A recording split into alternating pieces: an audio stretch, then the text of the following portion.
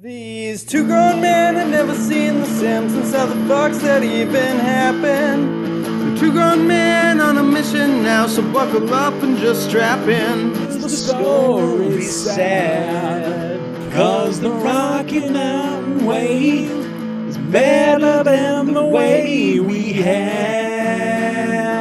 These two grown men had never seen The Simpsons. It's America's barley basket. Welcome, everyone. It is episode 21 of America's Barley Basket. I'm your host, Marlin Wells, alongside host Nathan Fulsabach. Hello, Nathan. Hello, Marlin. How are ya? I'd be a lie to say living my best life, but I'm all right. You're living a life? Yep. I have multiple tasty beverages around me. Attaboy. Got a protein shake, I got some delicious tap water, and I have a coffee made just so. Just how I like it. Look at you. What is your perfect coffee? Well, I've kind of been a little bit of a health nut recently. I like just basic bitch Folgers coffee. Mm-hmm. I like a little half and half or whatever cream you got. Couple Splendas. Okay. But now I put a tablespoon of MCT oil in it. What is MCT oil? It's derived from coconut oil, Marlin. It's a healthy fat. Okay. I think that is your new rap name. Yeah. No, my rap name is Little Nibbles, and I'm dying with that one. Little Nibbles presents Tiny Bites. Oh, boy. Bites is spelled Y-T-E-Z. Yeah, I figured it would be. Because it's like techno. like Orgy. Remember Orgy? I do remember Orgy. I remember Orgy's Blue Monday cover, which I think is the only Orgy song anyone's ever heard. Bro, the next album, the single was called, I think, She's Dreaming in Digital. Not a bad song. Okay. I will have to revisit Orgy.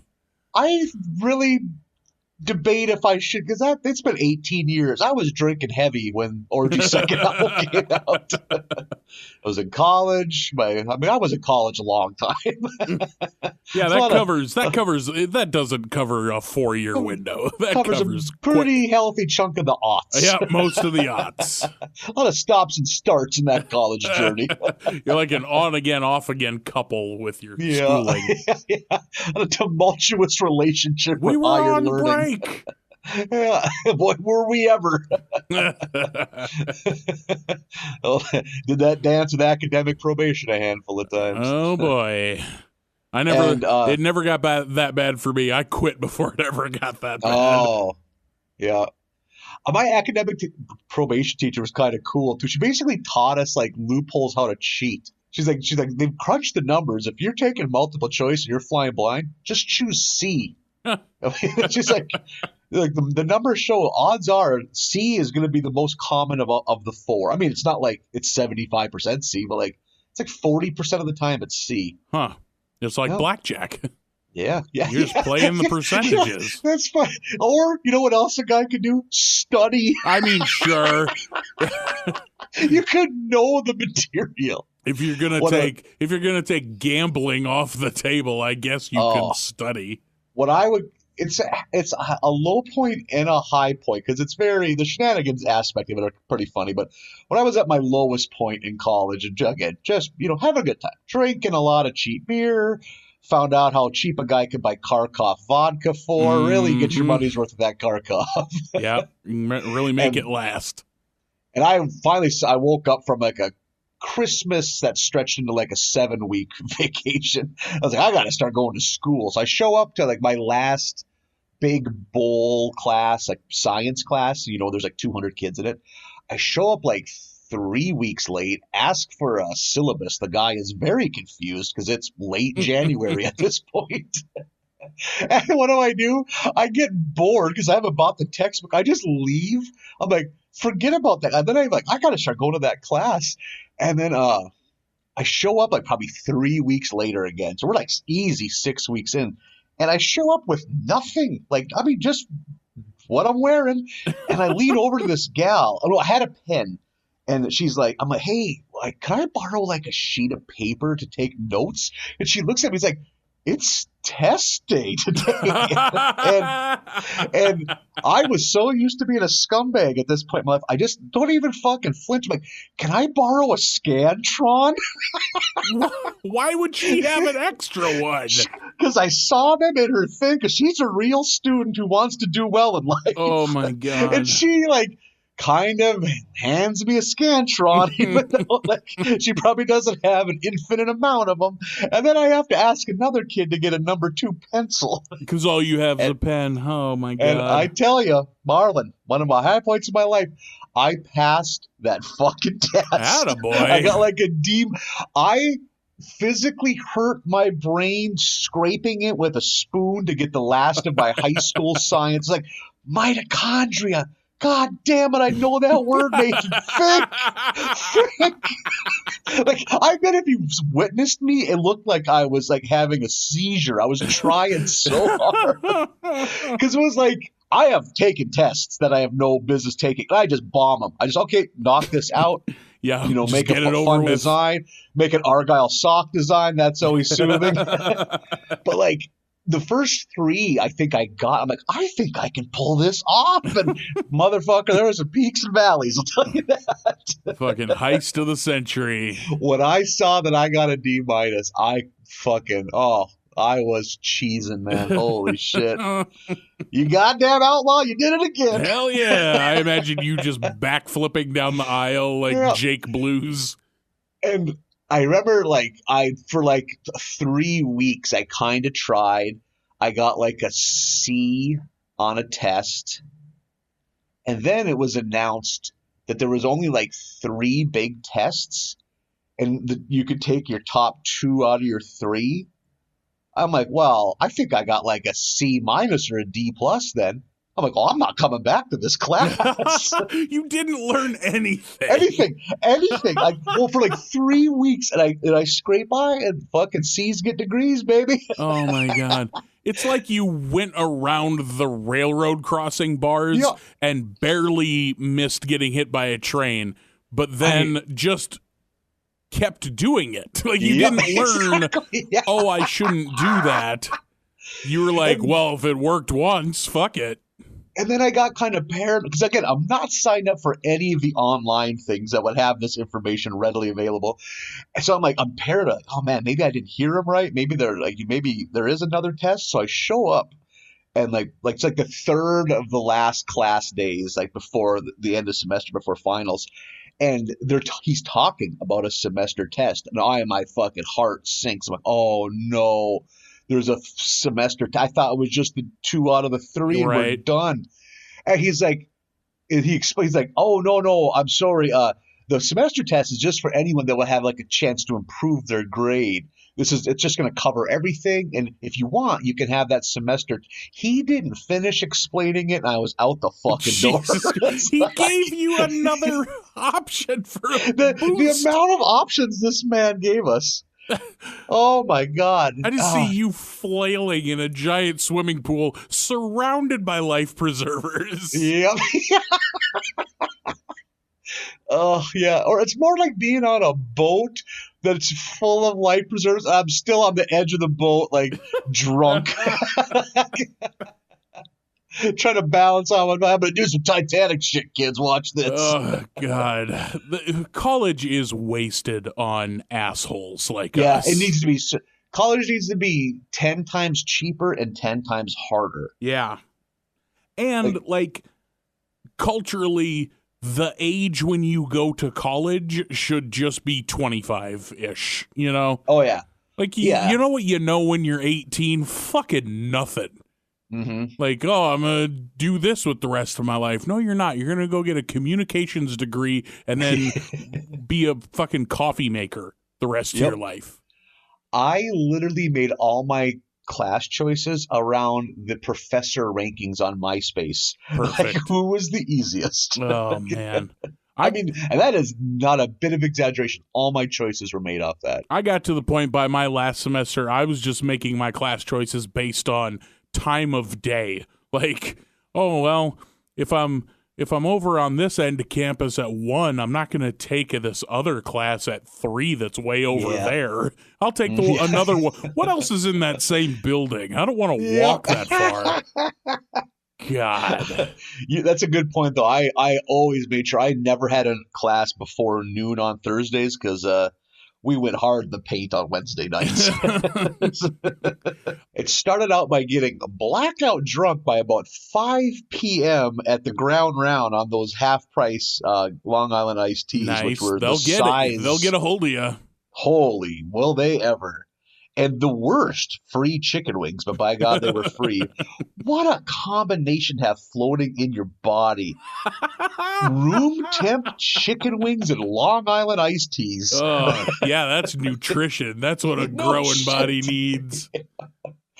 Oh, the heartburn from all the citric acid in those and sugar and the sugar. Oh my God. But you know what always calms down heartburn? Drinking 47 25-cent tap beers at Bucks. Yep, that'll help. that'll fix it. All while being in the atmosphere of Bucks. I remember I used to get heartburn so bad from drinking that my way of solving it would be just start drinking White Russians because they got dairy in them. I was like, how about you stop drinking? Oh man, I gotta switch to dairy-based liqueurs. maybe the calcium will help me feel better tomorrow. Oh, that was a big thing too. Oh man, it's been around. We're only drinking screwdrivers tonight. Yeah, because it's got juice in it. Yeah. How about you not drink? Yeah. Oh.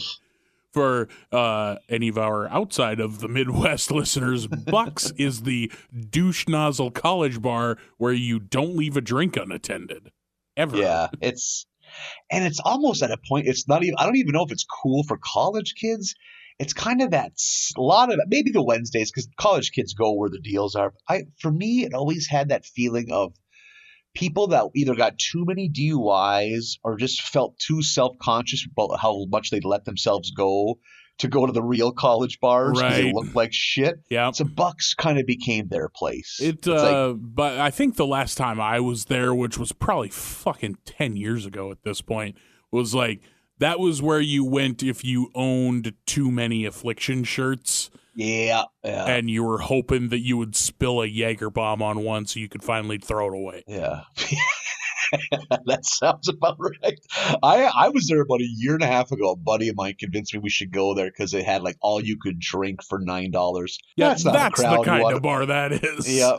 It was so fucking depressing. Like the MASH theme music should have just been playing on a loop. Like just how depressing that place was. Like, oh God. I just remember I went to take a piss and there was like, I don't know, 4 or 5 45-year-old men that's all like heads against a wall because they can't balance while they're pissing. And it's just, Jesus Christ, someone carpet bomb this bar. I don't give a shit if I'm inside it. This needs to end tonight. That's the kind of bar I really can't stand. Whereas like I would rather drink at a hole in the wall where the guy on the stool next to me has one leg and no teeth than go somewhere where people still think they're hot shit. Like, yeah. Oh God. Yeah. I showed up to $9 all you can drink night in my best pink polo that I've tucked tightly into these khaki cargo shorts. Yep. And don't leave your drink with me or you'll come home with me. Like, I just hate those kind of bars. Whereas like some hole in the wall with peanut shells on the floor, I'm like, hell yeah, none of us are pretending to be shit. Line them up.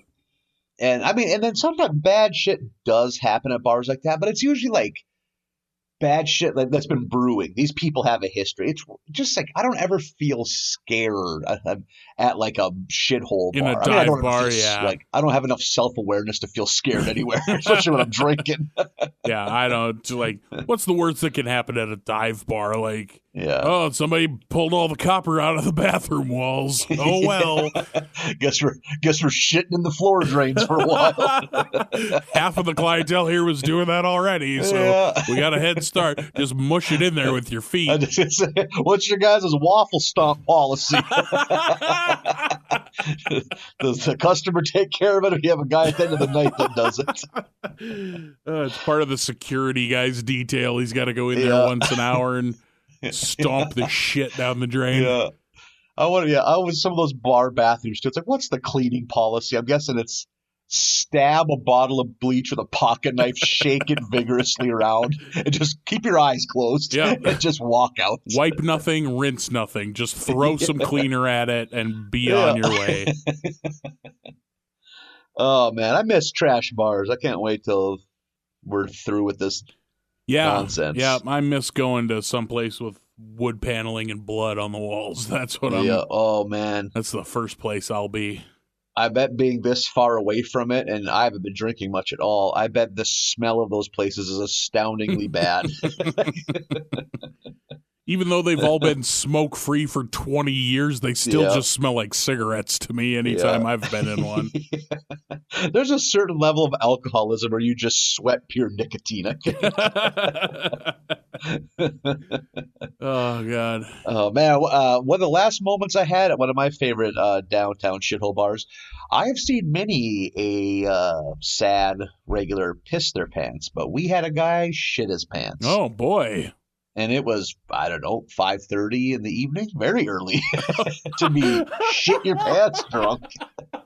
That's a real Head Start program. Blackjack, but it was so quiet that I could hear the detective game. It's like, wait a second, that's not a fart. Like the bartenders sort of like giving everyone the fifth degree. It's like, hey, stand up for a second. And there were multiple people that did not shit their pants that were subjected to this. None of these people had a level of confidence like, hey, don't tell me what to do. Like, they all sheepishly stood up, walked in a little circle. I don't know what it was also, but you know what? God damn it, they found the culprit.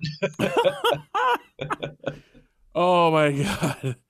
The guy that shit his pants did a comic level pratfall faceplant walking out of the bar after like telling them off. You don't tell me how to live. I'm doing quite fine. And then just face plants the next step. So you couldn't have drawn it up any better. Like it should have come with a penny whistle and a fucking tuba slam. Just drags himself off one of those 45 going on 75 level alcoholics. Jesus Christ. You were born in the 70s. You would have had kids entering grade school in the 70s. Those times will be back again, hopefully soon, but I'm not holding my breath. I don't know, man. I don't think people tune into this for our hot scientific takes, but I'm confident by April or May we're going to have some kind of we'll have enough people with like a vaccine coursing through their veins. That kind of things will be kind of. I mean, there's shitheads going to those bars right now in North Dakota. That's true, yeah. Well, North Dakota is the worst country in the world as far as numbers go. So, I talked to a friend of mine in Portland, and they talked about how they're like, I don't think I know anyone that's had it. I'm like, I have 17 relatives that have it right now. Right.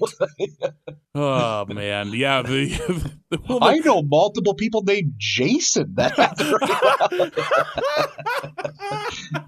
I know more than one Jason with the Roro. Yeah. You are at a level of optimism I cannot join you for. So okay. I've looped back around to where I was in March going, maybe by 4th of July this will be okay. Oh, so you're thinking 4th of July next summer, you mean? Right. Okay. Yeah. I mean, that's if I'm guessing April, that's yeah, God, having to go all the way to the 4th would suck, but hey, it is what it is. I mean, whatever. Like, honestly, I have never stopped going to work during all this, which I consider myself fortunate for. I'm not complaining. Hashtag blessed. Yep. And I was already at a state of, I'm not really going out much. Honestly, my life has not changed a whole bunch. Hashtag depressed. Blessed and depressed. It's my sad Rex and Effects cover group. Yeah. What was Rex and Effects? Were they all I want to do was a zoom, zoom, zoom, and a boom, boom? And shake your rump. Yep. Yeah, okay. That's what it them. was. Oh, well, now I'm not depressed. Next time we get around to singing hip-hop tunes again, we'll have to do a Rex and Effects. I mean, we just nailed it right there. Yeah. Cut and copy, baby. Yeah, I'll snip that clip and come around to it again. Oh, man. Nathan, it is... let me look at this recording. Something like 20 minutes into this conversation on this Simpsons podcast. Oh, yeah. Where we've not yet mentioned The Simpsons. That's a pretty cool show, man. Yeah, it is. We're wrapping up season 5 and breaching into season 6 today. I am ready. I am prepared. My loins are girded. I've for lunch earlier, not but an hour ago, I had beef jerky and water like a fucking pioneer. Look at you cutting them carbs, getting that beach body, get it in ketosis. You're in a state of ketosis. Your body is burning nothing but fat right now. You're a goddamn machine, Marlin. I am a well-oiled machine, just eating like I'm on the fucking prairie. I'm going back to my roots is what I'm doing. There we go. I am, again, surrounded in beverages. I have a quilt on top of me because I am nearly nude. I have nothing but a pair of Reebok brand boxer briefs on. Oh, boy. Paint a picture for the ladies. What up? Hey, it's not just for the ladies, Nathan. No, for the hey, man, fellas, ladies, non-binary, I am here for your pleasures. One more for the Patreon. There we go. We got to cast a wide net. I find it very fascinating how Reebok has successfully pivoted from being a very popular line of athletic wear to really focusing on the morbidly obese. Yeah, they switched lanes when they needed to. I think they saw the writing on the wall. They were no longer cool. And in the early mid-90s, Reebok was right there with Nike. They had the fucking Reebok pump. Those were super popular. Yeah. Then they saw, hey, Shaq's getting older. Things are falling apart here. How about we drape the morbidly obese and comfortable athletic wear? Let's know if you go to a big and tall men's shop, it's 1/3 Reebok. Yep. You see that RBK logo everywhere. Which, as a fat guy who wants enjoyable basketball shorts with deep pockets, thank you, Reebok. Mm-hmm. You've won my dollar. Deep pockets are important in a good basketball short. Yep. Man, I am in the same boat. I like another brand that I feel like really swerved into the living life in the fat lane. There we go. I had to piece that one together. I own several pieces of Adidas that are pretty decent for. Fascinating. Where do you purchase these at? On the internet because I'm too sad to go to stores. So oof, yeah. You really roll the dice. You're really like, I don't know how many X's I should put in here, but let's try this many. And then they come in the mail, and you're like, nope, these are a little tight. Let's add another one and order again. Yep. Oh, I've wasted. Man, being a fat guy 20 years ago, it was a nightmare. Because there's no stores. There's no Big and Tall in Fargo. Everything was just buying shit off eBay. Well, this all goes in the garbage. I just bought a shirt with no fucking sleeves, apparently. It's just it's like a sack. Oh, yeah, we've been having troubles at the warehouse. Just not even armholes, much less sleeves. Just a sack. So you can cut your own armholes or you can return it if you want, but we're not really in business, says one would. Is Mark Echo a real guy? I need to email him. This is bullshit. I remember there was a company called South Pole. Oh, yeah. I remember South All Pole. of their clothes were roughly 3 sizes smaller than the advertised, on the tag. Mm-hmm. If you bought something that was 4X, it was roughly a women's medium. I mean, I can't get my arm in anywhere. Well, I thought this was going to be a shirt, but I guess it's a girdle. Yeah. Is this like an oven mitt? I can't. It's a pair of Spanx. Oh man, oof! That was what saved being a fat guy in the early aughts was the urban clothing, Hip hop explosion. fashion. Yep. Yep, because everyone was wearing their pants way too big, And their so that meant shirts it was too long. So like yep, those were, which I loved. yeah. Yep. I'm with you. That was the best thing to ever happen to fat white men in the Midwest was cool black men not in the Midwest. Yeah. Are you a below the gut or on the gut pants wearer? On. Yeah, I used to be a below, and I finally realized this is unattainable. Like, you have to accept reality, wear your belt, if you had a normal human shape, where your waist would be. Right, exactly. And that means over your tummy. Yep. And because that makes you swallow hard, because now you got to buy pants that are 8 sizes larger. Which means they You don't live in some fantasy. Which means they don't fit properly anywhere else on the pant. You know what I mean? Like, the crotch ain't where it should be. The ass ain't where it should be. None of your pockets are where they ought to be. Yeah. Yeah. Okay, am I wearing underwear? Are they backwards? I can't feel nothing down there. It's a hot denim soup.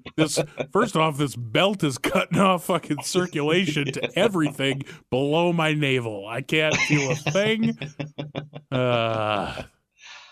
Yeah, it's a hard knock life. it's the lard knock life. Oh, good times. I thought that deserved better, but you didn't, and that's fine. That's okay. That's perfectly fine. I wasn't sitting over here real proud of myself or anything. Just simmering, aren't you? I'm about to boil over. Not since you let that meatloaf joke pass you by all those weeks ago. That I one felt was, so yeah. betrayed, but that's fine. It's fine. You're over here stalking the Malone and any half fucking baked idea I have. Meanwhile, it's because once every 15 minutes I have to I slip into a quick coma to read my Simpsons notes. Like, oh shit. Yeah, it's like in NBA Jam when you went up for the oop and the guy didn't throw you the ball. So you just majestically, empty-handedly soared up in the air and then came harmlessly back down to the court. With your hands in that weird U shape. Yeah, There ready should to be a catch the ball. basketball Yeah. in these right now. Yeah. But nope. You're trying to dribble at the top of the key. Begging for them to steal it from you. You were ready to slam a jamma, but your buddy over here is one-handing the controller right now because he's smoking a cigarette. Yep. Been there. I'm going to do my best to Gary Payton use some Sean Kemp dunks. No, apparently I need to fucking step up my game is what needs to happen. Gonna wake up pretty early to get a chuckle out of fucking Nathan Fulselbach. Hey, but when you get it, you've earned it. Yeah, that is true. Don't lower the bar for me. I think our viewers appreciate my highbrow sensibility. Yes. I couldn't even get that out. Yeah, you certainly haven't made anyone retch with your seafood crimes in the last 2 weeks of podcasting. I'm not going to apologize for being a seafood bandit. I'll enjoy a little tasty treat from our bountiful oceans. Dumping fucking, whether I'm clothed or not. Dumping fucking tuna water down the toilet. Yeah. Eating shrimp off your belly. Yeah. It's more my chest. Well, it's a mix. Upper abdomen, lower chest. There it is.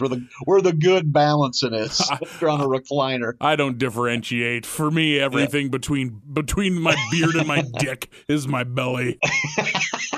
It's like that North African desert. It keeps growing and taking. It's not desertification. It's guttification. Yeah, we don't even need country lines anymore. Why are any of these nations? I've just noticed I don't even have nipples anymore. It's all just gut.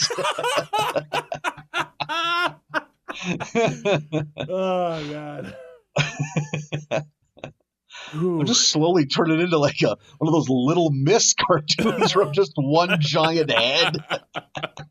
One big fat head with stick figure limbs. Just a fucking walking beanbag chair over here. Little Miss Type 2 diabetes over there. Oh, candy's so good. It really is. Whew, Simpsons, huh?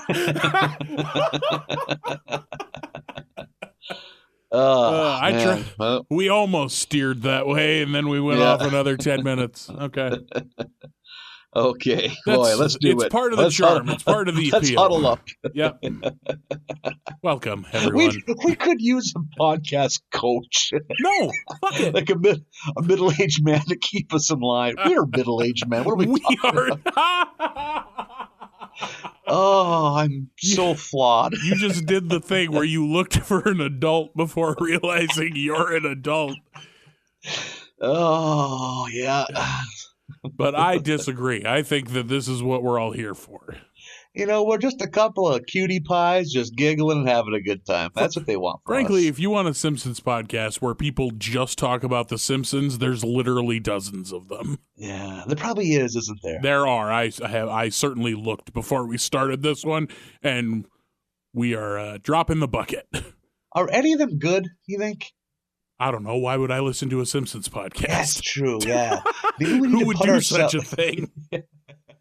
We need to put ourselves in their skin, walk around in their shoes for a while. Yeah, I should see. Or not. Just lay down. I should see how other podcasts are doing it. Do you think they talked about melting shrimp with their own body heat?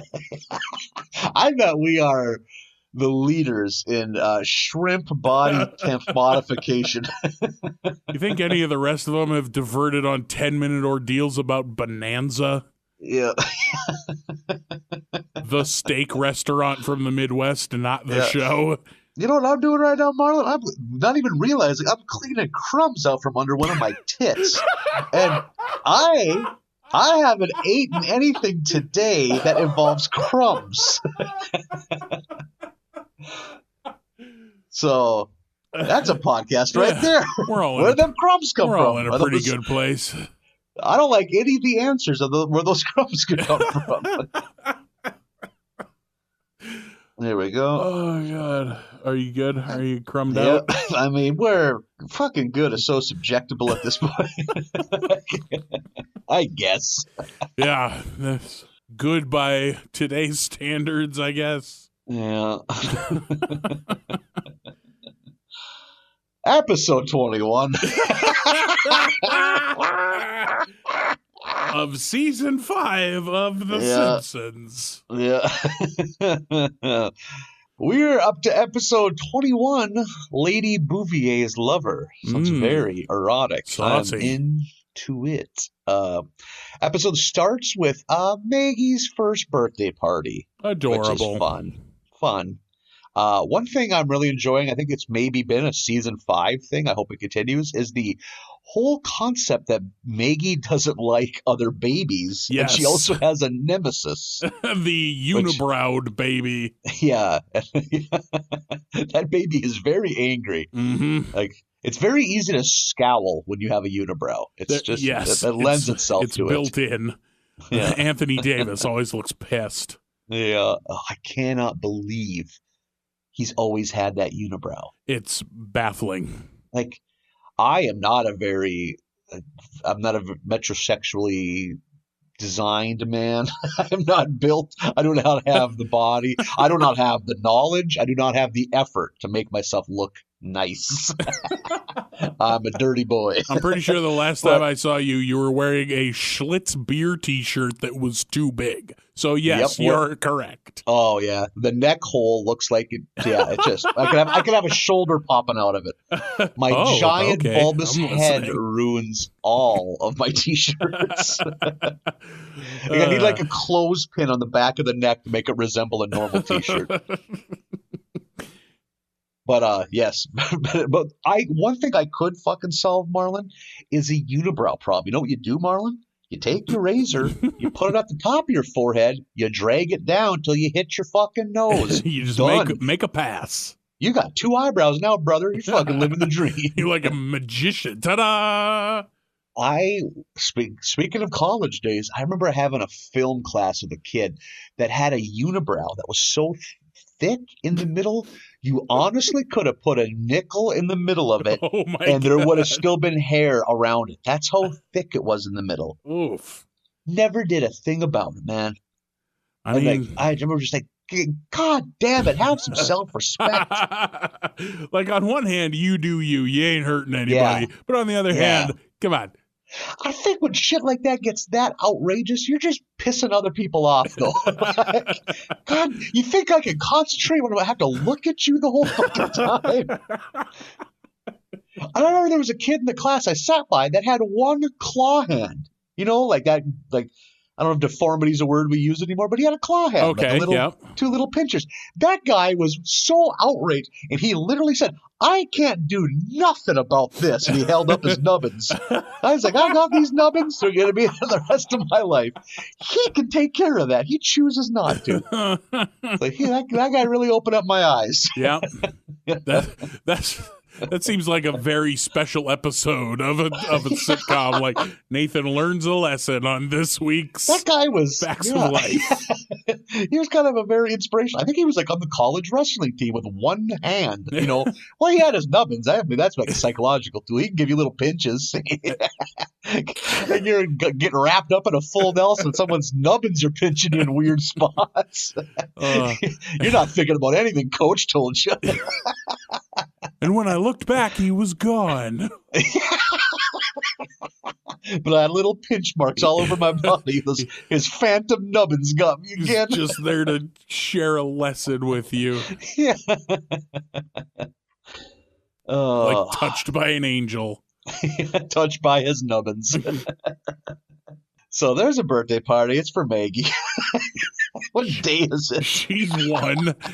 She's one. She's always going to be one. Yep, for her rest of her life. And we really get a good glimpse of pretty much the whole Simpsons extended family that we know of is there. I mean, besides the one long lost Homer brother voiced by Danny DeVito. Oh, but yeah. Pretty much there. We got Selma. We got the other Selma. I can't think of her name right now. Patty and Selma. Yes, the two Selmas. Yeah, the two Selmas are there. And we get Grandpa Simpson and we get Grandma Bouvier. Yeah. We don't get to see old Grandma Bouvier that much. And there's a one running gag. This is like an early running gag when they cut from like one floor of the Simpson house to the next. The random shit that is like in between. Yep, in the floorboards. I get set like this time. There's like a running like audio recorder. Yeah, reel to reel with a microphone. Yeah.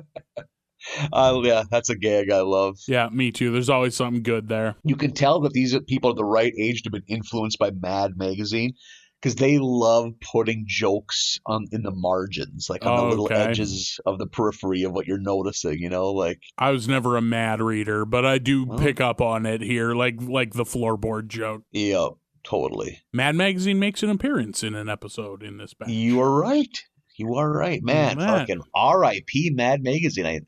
If they're not done, they're done any week now, which is kind of a bummer. But I think they're already done. So. Oh, okay. But Grandpa and Grandpa Simpson and Grandma Bouvier, they kind of hit it off. They're talking about olden days. They make Lisa and Bart sing some humiliating song from their childhood. The Armored Hot Dogs jingle. Yeah. So those two start dating. They're having all sorts of fun. Eventually, though, they go out on a dancing date, and Mrs. Bouvier is swept away by a very dashing Montgomery Burns. With coattails, and Mr. Burns looking fucking tight here. I do not like in any way, because I like feeble Burns. I don't want Burns that can fucking dance. He shouldn't be able to dance because he's feeble. And not just dance, not like prom slow dance where you're too awkward to even move, but he is cutting a fucking rug. Yeah, he is very good at this. I do not like it. Big band swing dancing. Ooh, on the subject of big bands, Marlin, I don't know if you noticed this. Did you see the name of the band? Yep. It is not our beloved, I can't even think of it. Larry David Experience. Yep. It is not our Larry David Larry is on Davis. Curb Your Enthusiasm. Larry David is not involved in this band, but the Holy Larry shit. Davis Experience. Now I can't stop thinking about the Larry David Experience and what that band would be like. Oh, fuck. Okay. Anyway, yes, it's not the Larry Davis Experience. I'm picturing Jimi Hendrix, but with the vocals removed, with just random clips from the Curb Your Enthusiasm. Okay. Yep. But it's Red Bream. Red Bream. We don't need Red Bream. Yeah. Who the fuck is Red Bream? Give us the goods. Yeah. So we want Larry Davis. What kind of fucking great value Larry Davis this is. Yeah. Oh, before we get past to, there is a weird animation clip in this. I don't know what they're discussing. Oh, it's something to do about like the kids possibly being inbred. Because Homer's concerned about his dad dating Marge's mom. Yeah, and he's worried about but then we'll be brothers and sisters and our kids will be deformed. Yeah, like to be with white skin and and then it's a quick glimpse of like the Simpson kids animated in a more realistic style. Yeah, to look like just normal cartoon kids. Yeah, I didn't like it. Didn't like it. Not at all. Didn't like it one bit. and neither does Homer. Homer lets out a shriek. Yep.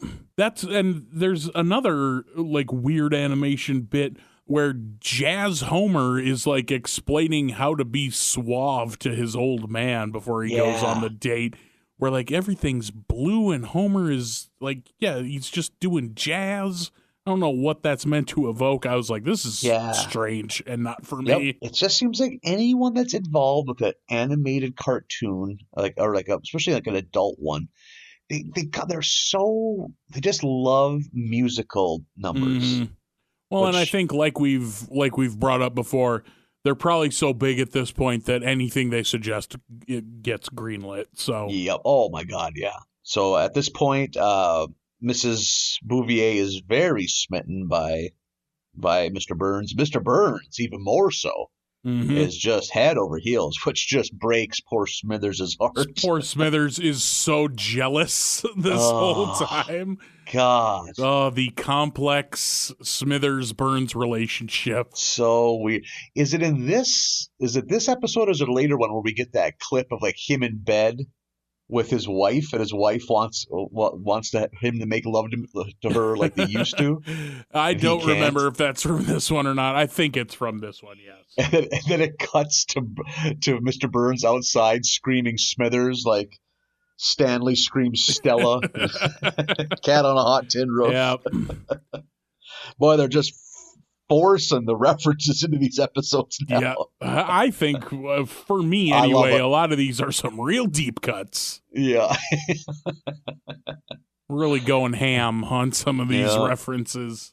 So, Mr. Burns is he's ready to make an honest woman out of Mrs. Bouvier. So he's ready. He wants it, and she wants it too. Apparently, they're getting married, which just destroys. It's almost it's pointing at points how sad Mr. Simpson is. Yeah, Abe Grandpa is not taking it just broken up over all this. There is a great half-second joke when Burns proposes to Mrs. Bouvier, where when he bends down and gets on one knee, they play a sound effect of tree branches breaking, and that's it. They don't mention it. He doesn't react. It's just a sound his body makes. Which, I don't know about you, but I'm getting to an age my body's making sounds I don't really appreciate too. So I can relate to that. I make all manner of involuntary noise. There's another side kind of story going on where Bart impulsively buys a animation cell from Itchy and Scratchy for $350. Yeah, buys it off of the Impulse Buying channel. Yeah, our friend Troy McClure is hosting. Yeah. And he realizes after a trip to the comic book shop, it's worth nothing. Because it's just an arm. It's not even just an arm. It's not even a good cell. I own one Ninja Turtles animated cell. I own a cell from that show from the 80s, and it's great. But I can't imagine being oh, I bought one and it's just an arm. Yeah. So he's on a quest to try to get his money back the whole time is pretty much how it is. Yeah. And he does that by getting into a ketchup and mustard squirt gun fight with Mr. Burns before his big date with Grandma Bouvier. Yeah, extorts $350 out of Mr. Burns. And so he explains it to Homer at the end, like, hey, like I used your credit card, I made a mistake, and then he's like, well, here's $250, and Homer immediately changes his tune, and his response when he's holding that money is, $350. Now I can buy 75 transcripts of Nightline. Which, are you old enough to remember that? Like at the end of some shows, usually news shows, there'd be like a quick, like, send a, check or money order to this address for a transcript of tonight's show. Fuck no, who would buy that? Like, I assumed seeing this that was a thing, but like, who the fuck is buying this? Who watched an episode of Nightline? Like, you know what? I need to read this. Like, I need this in print form. I can just sit back and hear Ted Koppel talk about like the Iran-Contra affair. Like, although now in today's world, if I walked into somebody's house and they had like 300 of those lined up on a bookshelf, I'd be impressed. I'd be like, hey, that's a level of hipster I could never get behind. Like, and I collect vinyl. Like, if hipsters got into transcripts of news programs. Yeah. But yeah, and I mean, it had to have been profitable.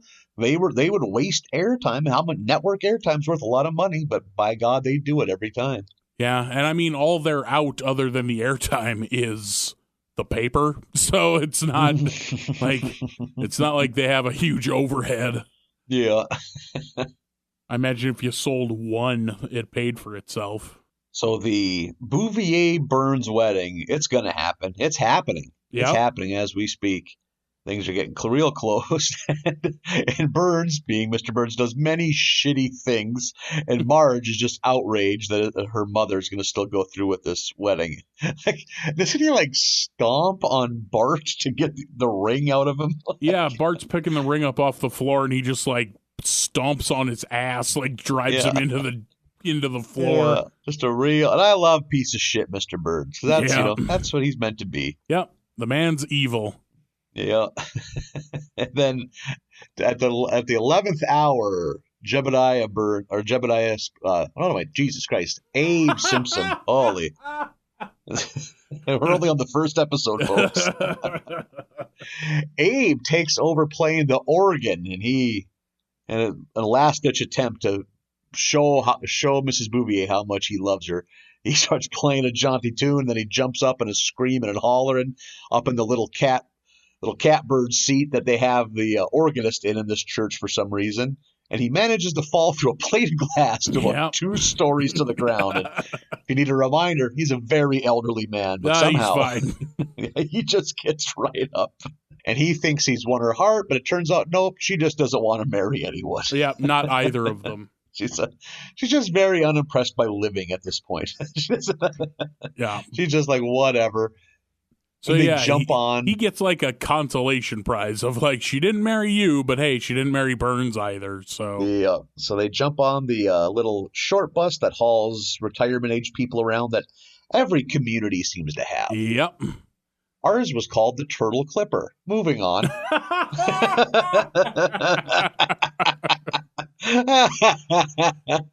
Is it because of the Turtle Mountains? Yeah. Okay, got it. There you go. Oh my. Which is awesome. What businesses are left in my hometown that they need a bus? I guess old people pick up pills every few hours. There's pill consumption machines at some point. Yeah. So they ride off into the sunset on the little old person bus. And there's a funny song written about old people. Set to the sounds of silence. Like it's a parody song of The Sound of Silence. Yeah, that was a very, very good ending on a show that has a lot of good endings. Yeah. There's a joke earlier in this episode that I love after Abe thinks that everything's gone to shit with Bouvier, and he's sitting in his room, and Jasper and a couple of the other old men show up with a giant cake, like clearly there's a stripper in here cake. Yeah. Just like, hey, I heard you needed some Well, that's an Otto voice. Otto and Jasper are pretty close together, actually. Yeah. You needed some cheering up, and they wheel the cake in, and nothing happens, and he opens the top, and is just like, oh, better call a nurse. Yeah. Yeah, that was a very good joke. Oh, man. I was pretty into that. Bringing us now to episode 22, the finale of season 5 of The Simpsons. This one's called Secrets of a Successful Marriage. Right off the bat, a very good chalkboard gag. Bart is writing over and over again the phrase, 5 days is not too long to wait for a gun. Yeah. Because it's not, but this is America, so people fucking bitch about that. Still, it's probably been around the time that the Brady Bill was a big thing, which to you younger listeners, we used to have something that kind of resembled gun control in this country, but George Bush Jr. got rid of it, and here we are. Yeah. We used to have something akin to gun control when Reagan was scared that black people would have them. Yeah.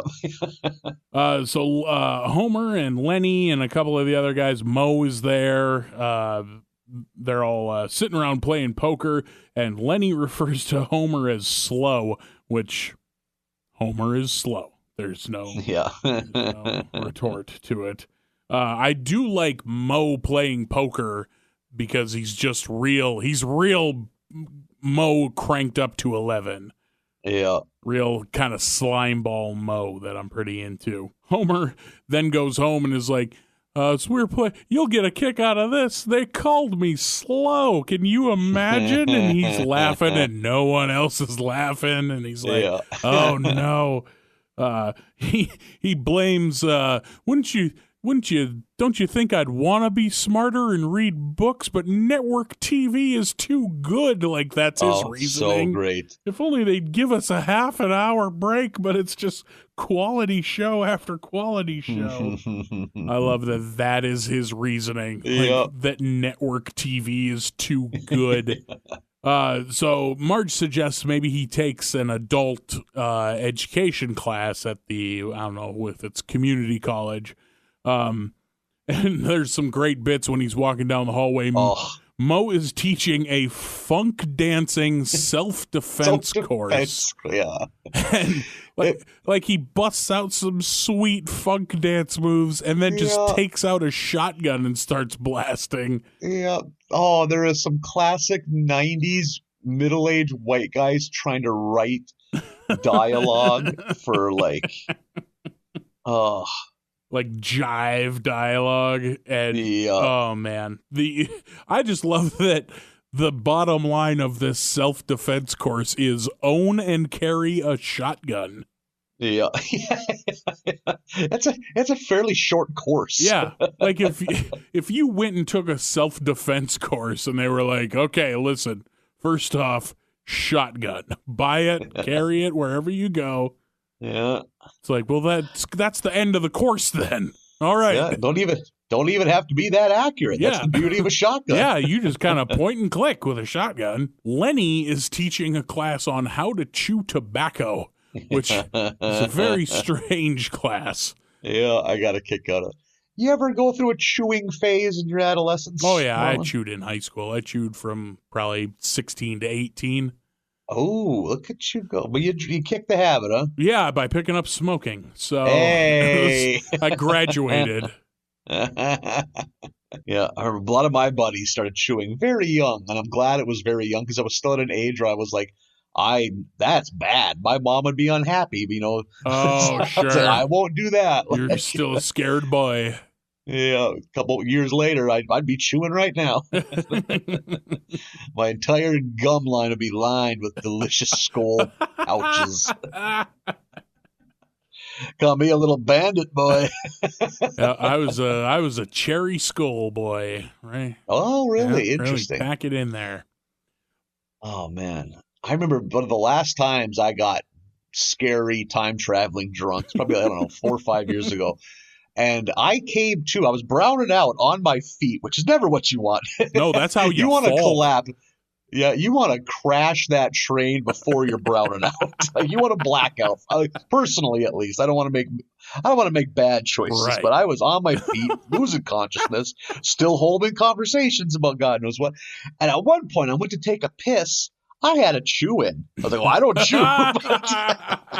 You know the level of fucked up you got to be just to accept a chew? Hey, I don't want to dip it. Fuck yeah, I do. Hey, you want a pinch of this? Yep. Yeah. What the? It could have been fiber. It could have been insulation. I wouldn't have given a shit. Right, Neil? Oh, this burns. Yeah. Oh, well, it really is cutting good. I never saw pink chew before. I mean, there's a lot of gum tissue coming out. I'm bleeding. There was another one of the classes he walks by. It is again Patty and Selma in some kind of, I don't know what it is, something very sexual, because either Patty or Selma comes out in a state of undress that is very revealing. Yeah, the sign on the front of at the front of the door says something along the lines of how to turn your man into putty in your hands. Yeah. Like they're teaching some manner of seduction course.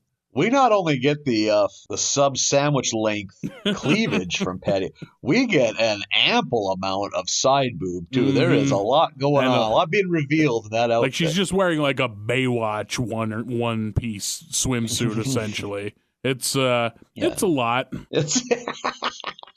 It's a lot to handle. Yeah. I don't know how it makes me feel many different ways. I think that is just a woman who is a lot to handle. I think she'd be a real handful. Yeah, in many ways. Loving handfuls. Yeah.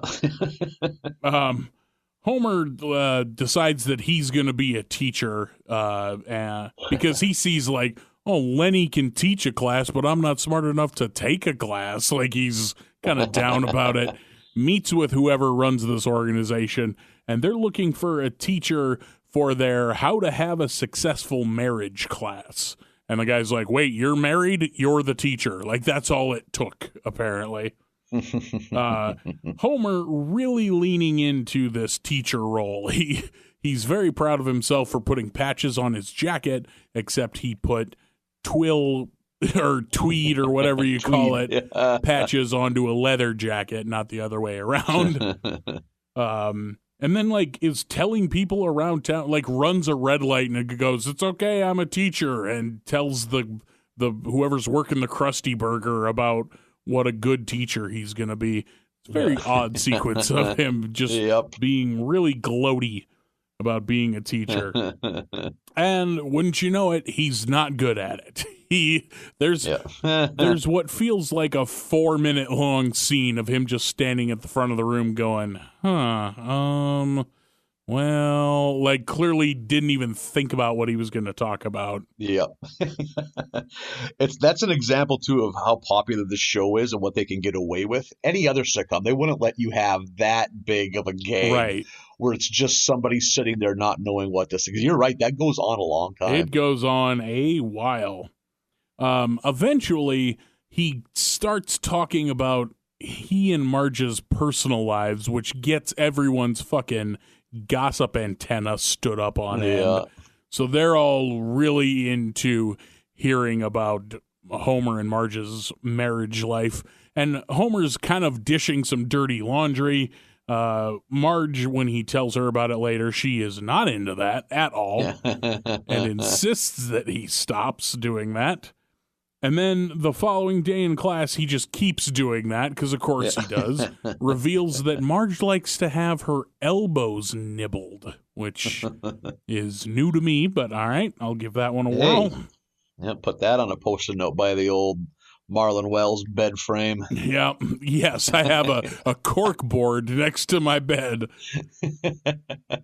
With all your hot sex tips. Yep, it's just nothing a lady gets more turned on by than a cork board beside the bed with napkins with hastily crudely animated female bodies with arrows pointing to certain holes. Yep. Nothing gets somebody fired up more than a bulletin board full of instructions and suggestions. There's one that's a full sheet of notebook paper that just says new stuff to try across the top, and there's about 4 of the 20 things scratched out. Reach up there and grab that Circuit City remote. I got a hot tip written on the back of it. The cart wrangler has very, very sensual ideas.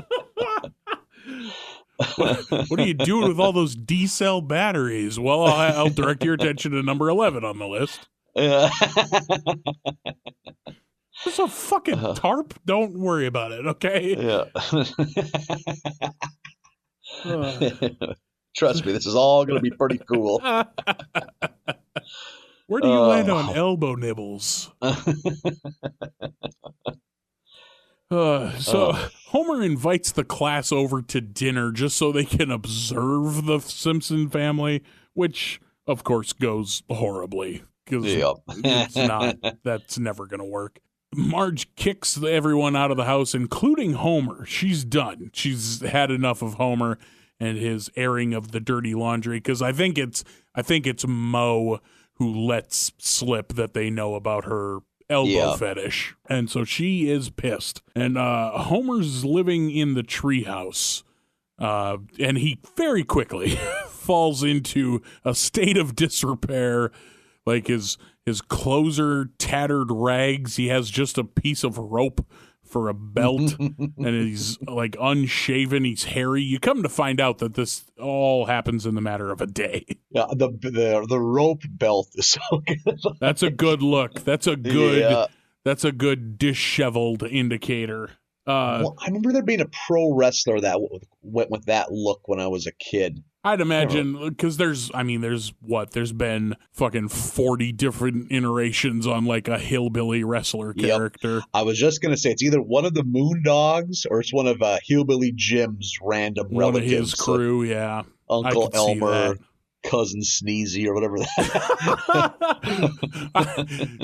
Oh, that's our new game show. Hillbilly Jim faction member or Hee Haw cast member. Yeah. Oh, that would be fun. My mind immediately went to Hillbilly Jim, but no, because he wore bib overalls, so no need for a belt when you got bib overalls. Did he have like a lucky horseshoe he wore on a chain around his neck for a while? I believe possibly. That was a thing for a minute, yeah. Hillbilly Jim is a big sumbitch. He got to be 6'6". That dude would be a handful. Great big dude, and still alive. Yeah, it seems to kind of be thriving. Like, doesn't seem to be falling apart. Like, I don't know. Maybe he didn't get into the steroids as much. He's just a naturally big guy. Maybe he seemed to have gotten out of the industry probably early enough too. Yeah. By retired wrestler standards, Hillbilly Jim is killing it. Yeah, he's. In wrestling years, he's like in his mid-90s. Right. And is still coherent, so good for him. And frankly, looks like someone who would have like a pot empire right now. He's got like something about a gray ponytail with a little goatee that just says like, I grow it. You want some? Yep. And just enough rough-looking facial hair that he doesn't look like a college professor. So I was like, no, he's you're either a college professor or you're growing a ton of weed. Yeah, there's a real narrow strip for you to be landing in there. Marge isn't happy about this situation any more than Homer is, and she's at one point driving down the street and she's like, oh, everything reminds me of Homer. And they do a great gag driving past these storefronts, one of which is Splitsville Sundae Bar, like an ice cream place. And my favorite, which is the Painful Memories Party Supplies. Holy shit. Yep. Oh, man. I got a real hard laugh out of Painful Memories. I enjoyed that very much. Homer is still living in the treehouse and starting to crack. Homer is losing his mind. Lisa goes up there to give him some advice and to help him out, and he has a potted shrub that he has taped a paper plate with Marge's face drawn on it onto the front, and then trimmed the shrub to look like Marge's big hair. Is this the same trip, or does Lisa come another time and bring him pudding? I believe this is the same time, but I could be wrong.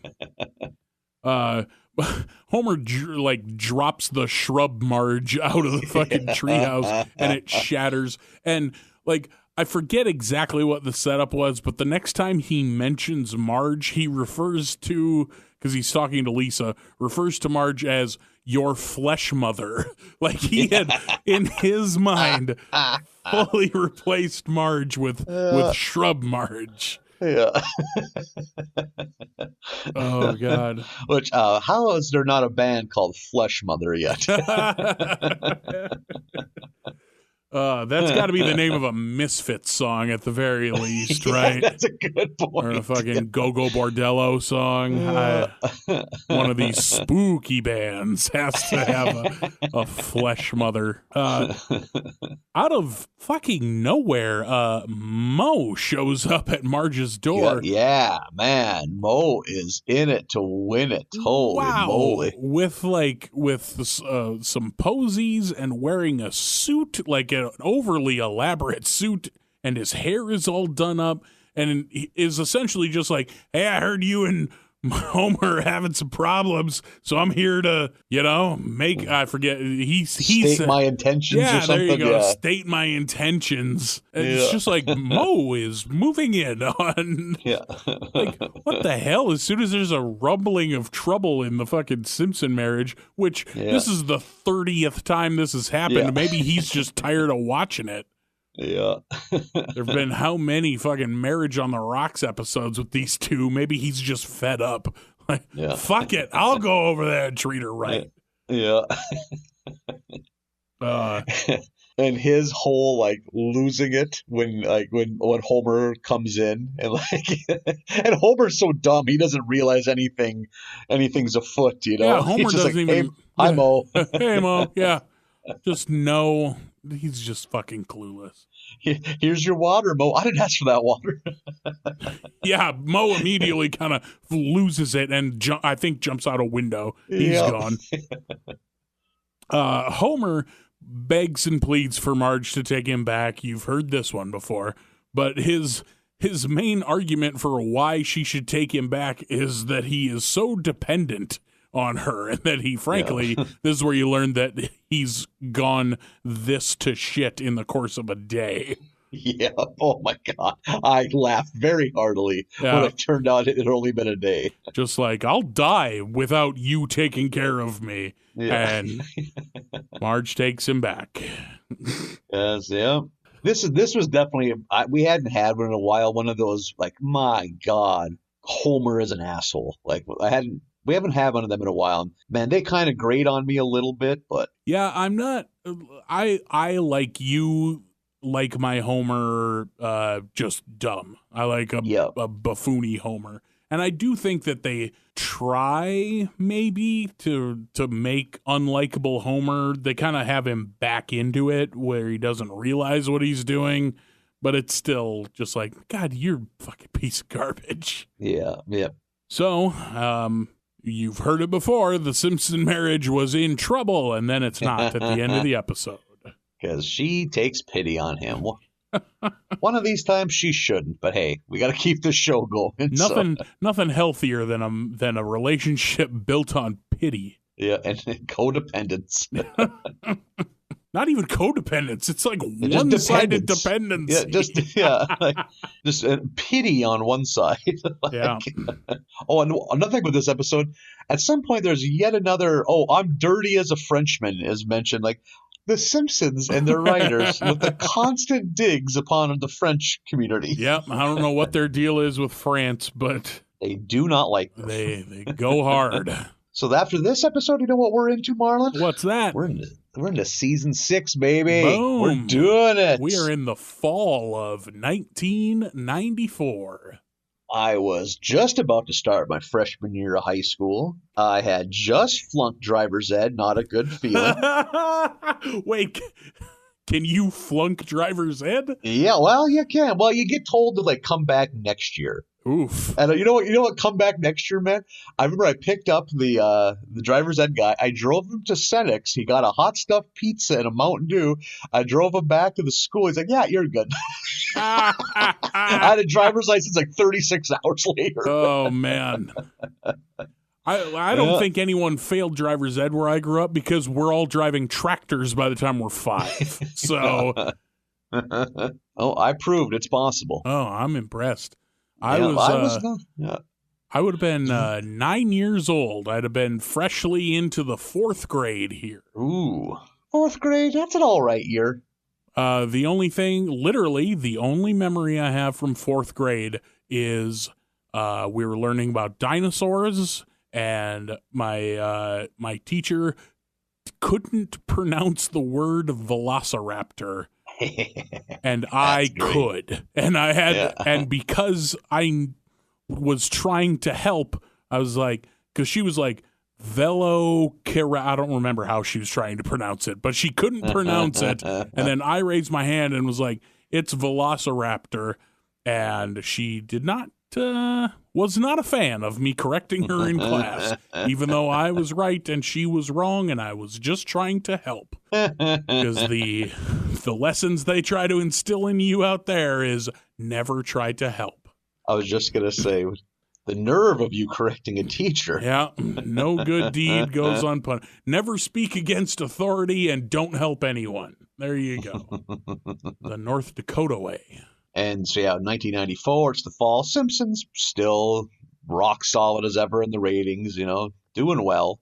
But here is a fun fact for those at home. This is finally when the Simpsons switched back to Sunday nights. Oh. Or they have been back ever since. So it's crazy to think that we're over 25 years now of the Simpsons being on Sunday nights. After football. After football, on Sundays, you can always count on The Simpsons. That is, for how fickle television is, that is truly remarkable. I was curious how long this whole not being on Sundays and going up against the Cosbys was going to last. Yeah. Way longer than I thought. few seasons. What, 3 or 4? Yeah. Well, seasons 2 through 5. So, 4 seasons. Speaking of the word truly, Marlin, I just thought of this. What's your take on the hard seltzer phenomenon? If I remember correctly, you're a fan. I'm a fan. I will. Yeah. I'll drink a Truly. I'll drink a White Claw. I'm not convinced I have had any other brands, but I've had a couple mom and pop ones at breweries. Okay. Because I don't know if it's been made clear, I have trash beer taste. I don't want to drink your IPAs or your whatever dark, sad, sour beers you're pumping out.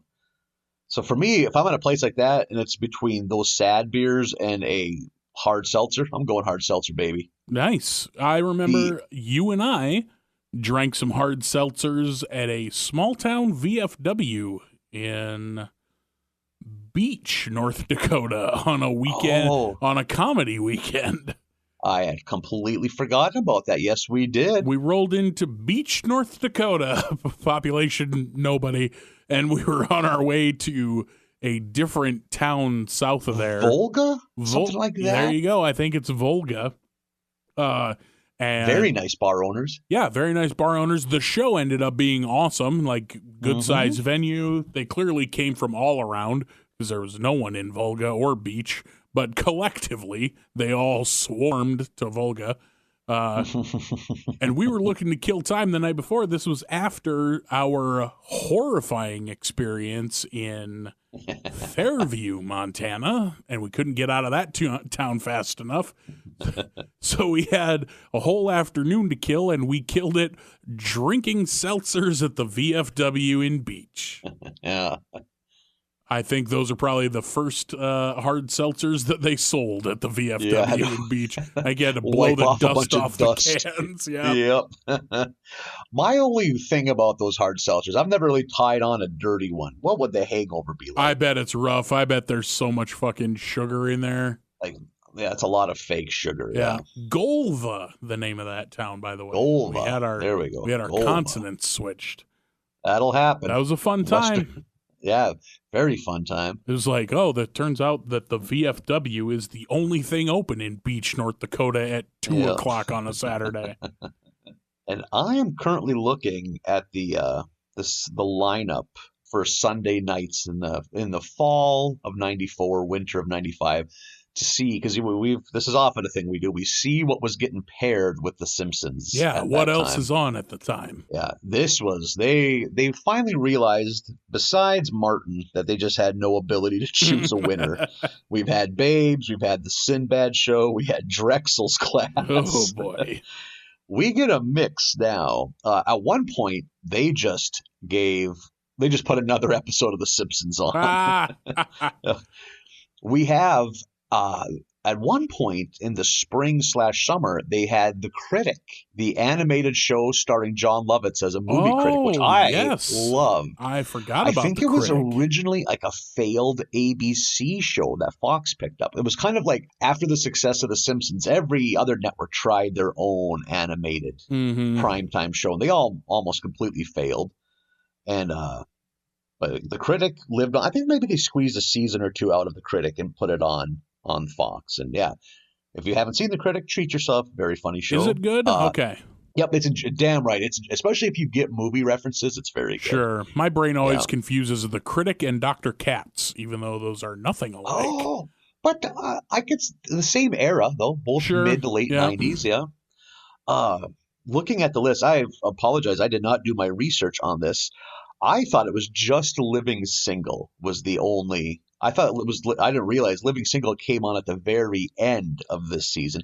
Living Single, I don't know. There must have been a handful of seasons of that. It was Queen Latifah, I believe, was. I don't know if she was really the star. It was kind of a. It was kind of an ensemble comedy, but with like 20-something single black women trying to make their way in the world. Okay, yeah, I've never heard of this show, but it was. Because Fox that was one of the kind of little niches they had, as they catered to, they actually had sitcoms with African Americans in it, which to the other networks, that was like fucking landing a spaceship on Mars, apparently. It was like, it can't be done. There's no way. Unless Bill Cosby's attached to it. But besides Living Single, we have The Critic, which aired for a few months. And then there was a little chunk of The Simpsons reruns. For a few months in the winter, there was a Latino-themed sketch comedy show called House of Buggin, starring John Leguizamo and Luis Guzman. Oh boy! Okay, I celebrate the work of John Leguizamo. Yeah.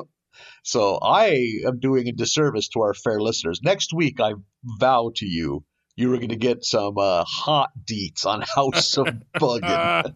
Yes, I know what you're thinking. You to come back with some info. Is Buggin spelled Buggin'? You bet your fucking ass. Look at all the attitude leaving off that G. Yep. What are you going to call it? Bugging like some square? No. Yep. And also, what you're going to get more feedback on is the first show. So this was in the fall when they're going to pair The Simpsons with a hot new sitcom that they really think has legs. So it was paired with a sitcom called Hardball. It was a baseball-themed sitcom that aired on Fox that fall. They only got 9 episodes out of it. So here's the premise. Okay. It focused on the players and staff of the Pioneers, a fictional American League baseball team, which I'm intrigued by this premise. I'm a baseball nerd. How did they think this would work? I do not get it. Was Fox also airing the MLB playoffs and they just needed to tag it with something? Well, this is right around the time of the baseball strike.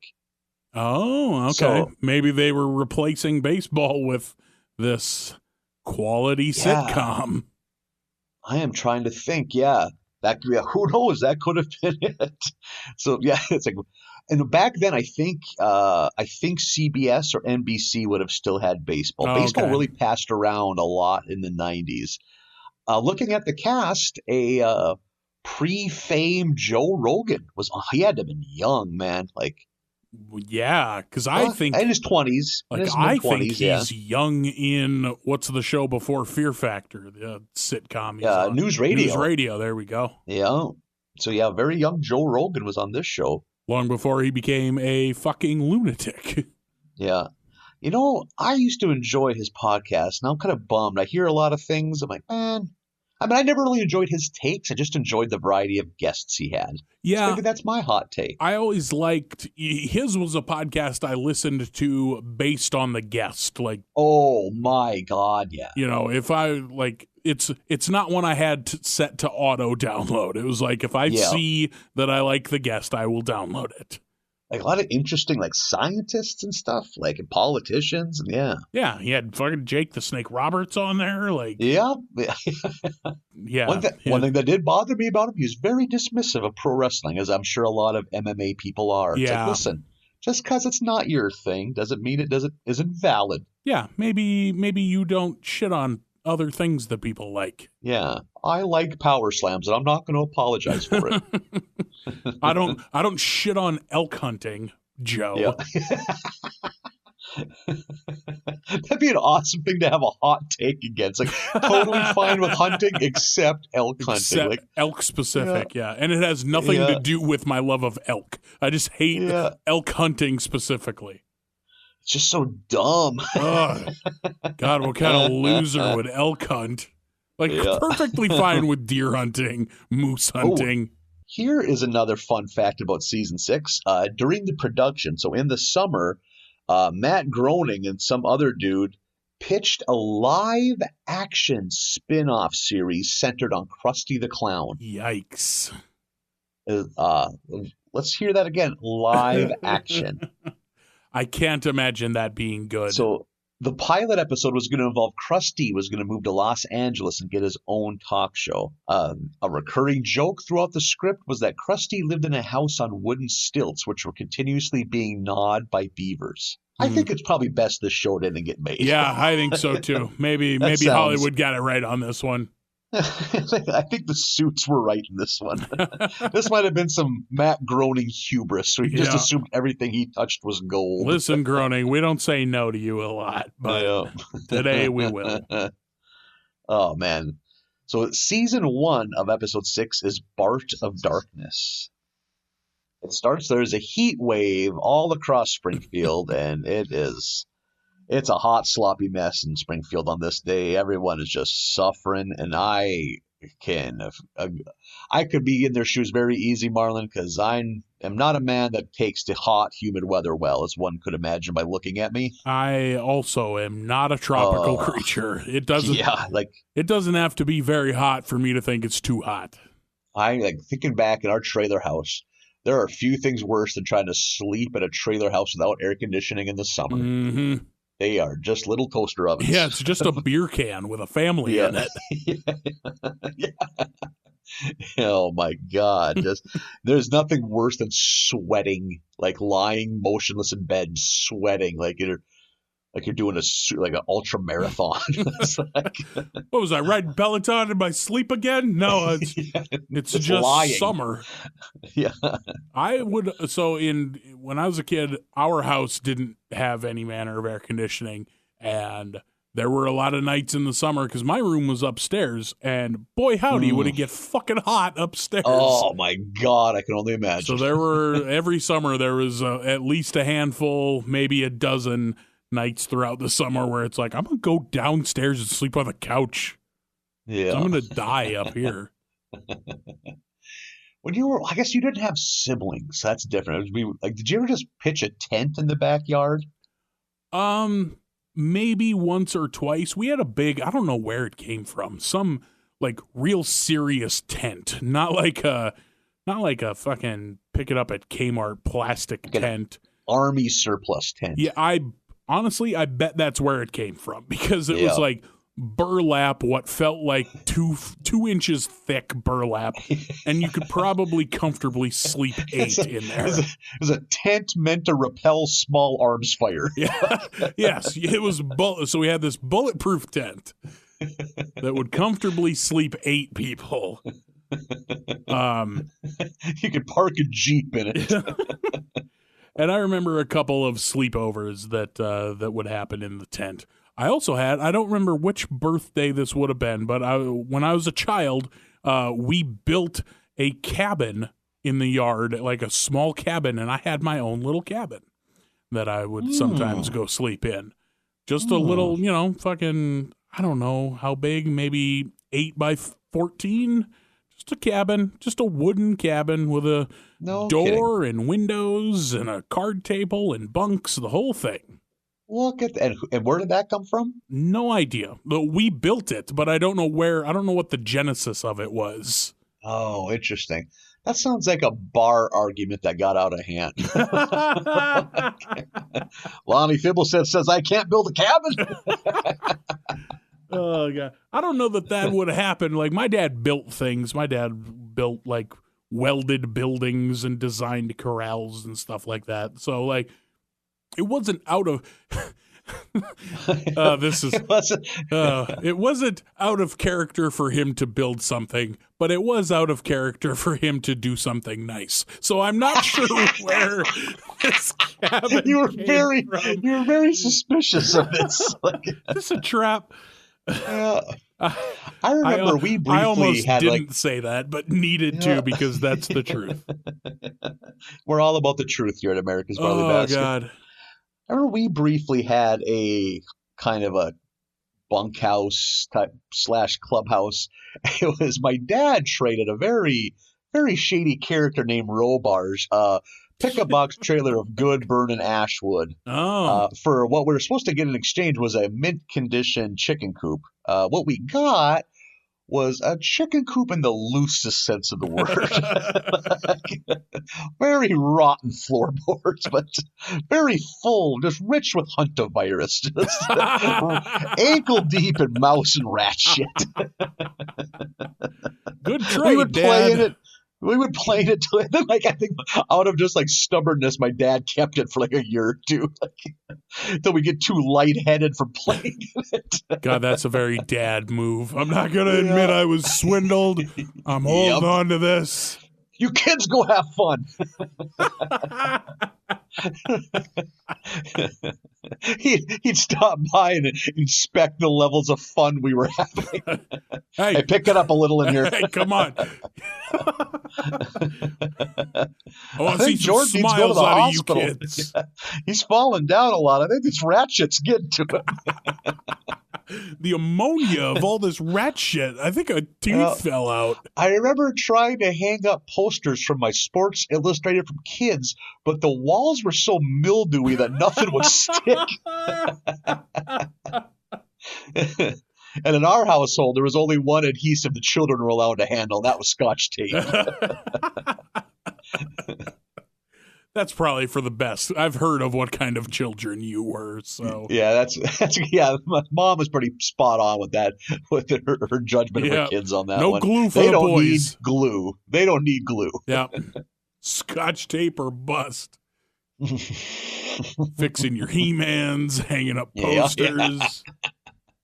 Oh man, the wood paneling on our trailer house walls were very scarred from the removal of Scotch tape posters. Perfect. Yeah, taking a little bit of that fake wood grain with you every time. When I was like in the 3rd grade, I was so proud of myself. I had almost every inch of my walls covered in cutouts from wrestling magazines. Nice. Yeah. I should have taken some pictures of that. That's some of my finest work. I for sure at one point was going to have the room like the kids in the movies do, where you don't see a fucking square inch of wall. The coolest rooms are always the kids on TV and movies. Like, they got stop signs. They got the coolest shit. How are you putting that stop sign up? That fucking thing weighs 40 pounds. Also, where'd you get that? Yeah. Did Dad work for the highway? Did you steal it? Yeah. I've certainly stolen They always have like a loft bedroom, too. They have like angled ceilings and shit. They're always the coolest bedrooms. I remember thinking, I'm going to have that kind of room, and starting in one corner, I'm going to start in this corner and work my way across. I got maybe 18 inches by 18 inches covered in poster, and I'm out of posters. Just like, Yeah. well, this one corner's pretty cool. Yeah. One of my buddy's older brothers was like a metalhead in his bedroom, and he didn't even take old posters down. He just taped new ones over it. So like sometimes like a Bon Jovi corner would fold down after time, and like D. Snyder would be poking his head Hey, over guys, the corner. it's It was me. so great. Yeah, remember me? Stay hungry. You used to think I was cool. And it was he had subscriptions to like Krang and like all the metal magazines. I thought that was pretty cool. Awesome. Pretty sure he got into drugs. We stopped hearing updates about him pretty early on. That's what he gets for covering up D. Snyder with Bon Jovi. That's a fucking crime. Yeah. Let's see. So it's hot. These rabbit holes, man. I do not have the attention span. So it is still very hot, and they're trying. There's a great gag where like an ice cream truck comes down the road just to announce that it's out of ice cream. Still playing the jingle, yeah. Yep. Then there's that other truck that's selling. My Oh God. man, boiling hot Texas style ginger ale And chili. chili. Nothing you want more on a hot summer's day than a piping hot bowl of chili. I laughed so hard and immediately wrote down I would 100% eat at a chili truck if there was a traveling chili truck. God, good chili is such a delight, And man. I'm not even the biggest chili person. And maybe I was just hungry when I watched this, but I sat up straight and was like, fucking chili truck, yeah. And I, just like I'm a basic bitch with my coffee, I like just basic chili, crumble up a bunch of saltines into it and a big dollop of sour cream and sprinkle some cheese on top of it. I am there, I'm Marlin. not much of a sour cream in my chili guy, but other than that, you got me. I struggle to think of food that I can't improve with sour cream.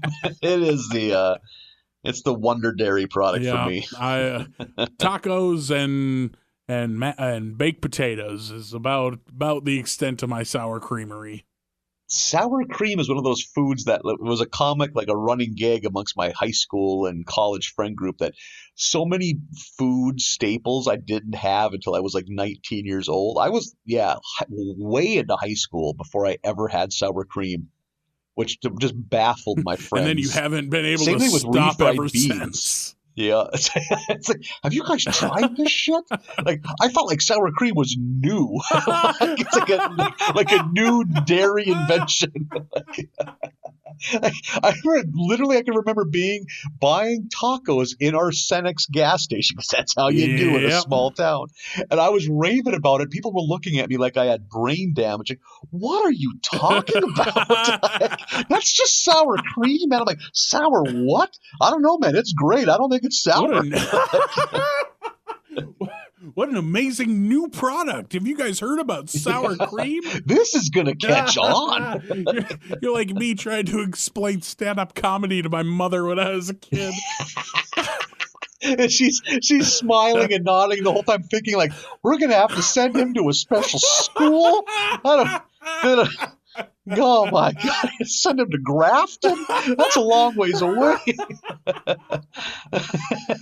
He's just going to be ranting and raving to the bus driver about the stand-up comedy. Oh God, he's going to live here his whole fucking life, isn't he?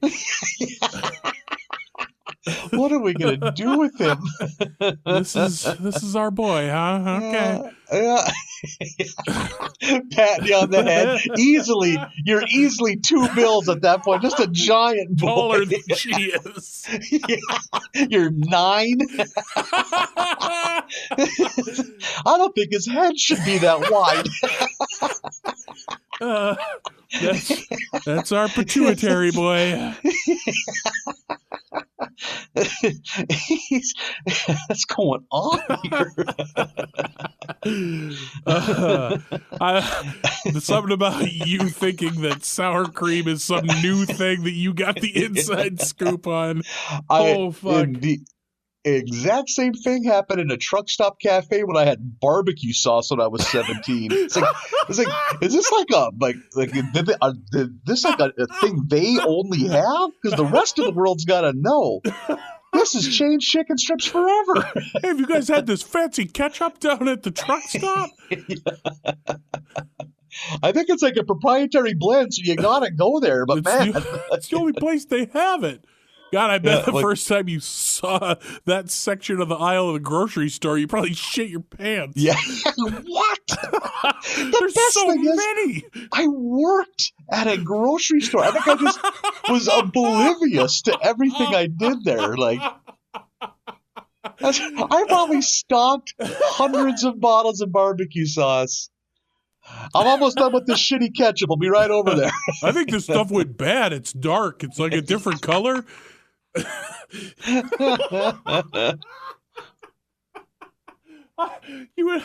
think maybe you and I were both just big stupid children. Yeah. Oh, yeah. Oh, God. I mean, some of that falls on my parents too for not introducing us to food outside of corn and ground beef and noodles.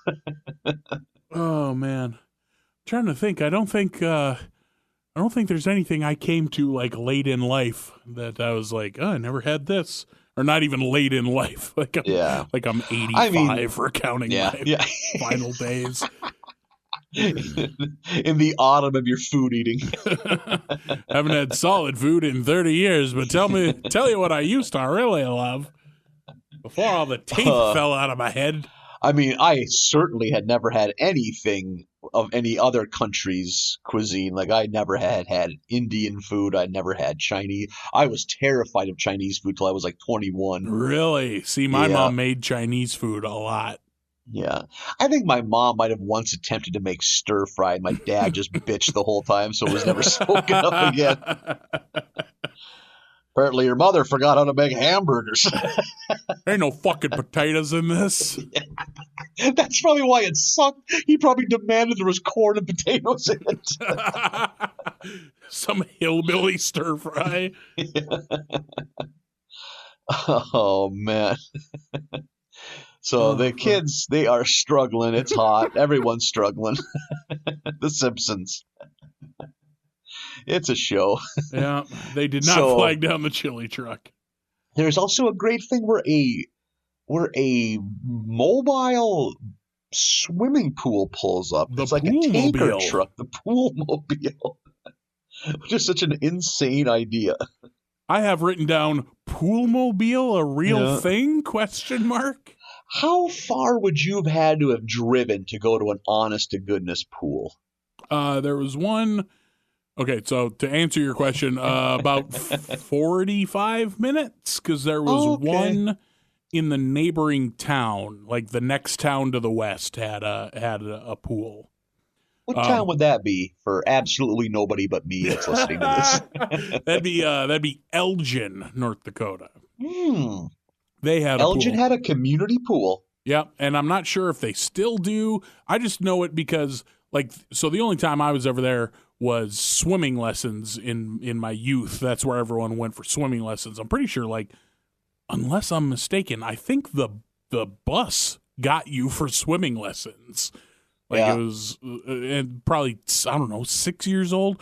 However old I was, I failed it. I failed the entry level 2 years in a row and never went back again. So, I can't. When I tell people I can't swim, it's just a thing I can't physically do. It's not for lack of trying. It's entry level, on the foam boogie board, can't swim. I remember being. Oh boy! I remember. Go ahead. On the outside of the brick wall of the pool, there's that classic drawing of man, with the limbs spread, in the circle. The Vitruvian Man, yeah. There you go. And they had you stand up against it, just a cheese block of a boy. And they're just the swimming instructors are looking at it I don't think it's possible. We're gonna have to. I don't know. Do they teach pugs how to swim? They do it. Trying all these unorthodox. They have like 4 swimming instructors working just with you.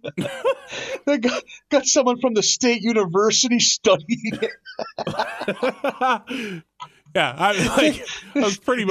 I was John Travolta in Phenomenon. Like, just had people poking and prodding at me.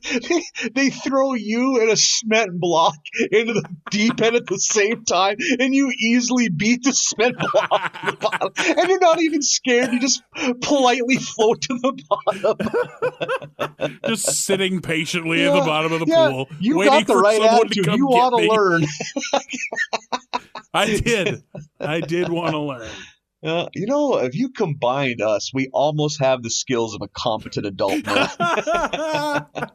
Between the two of us, we could do. But like they would have the exact same luck trying to teach me how to fly. Like to just be at a standing position and throw my arms up in the air and take off. That would be as teachable to me as swimming.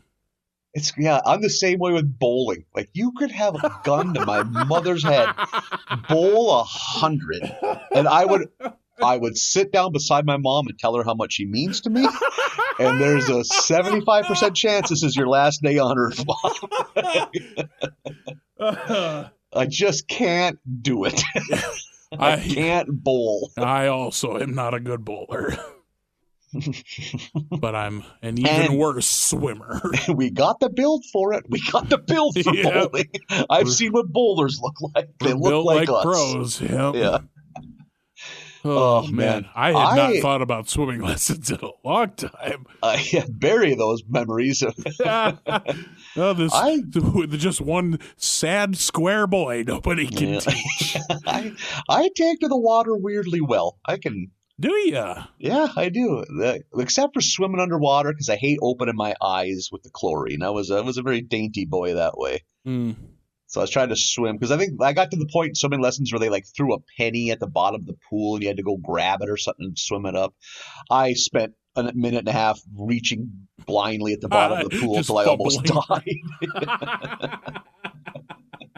Because my eyes sting. Ooh.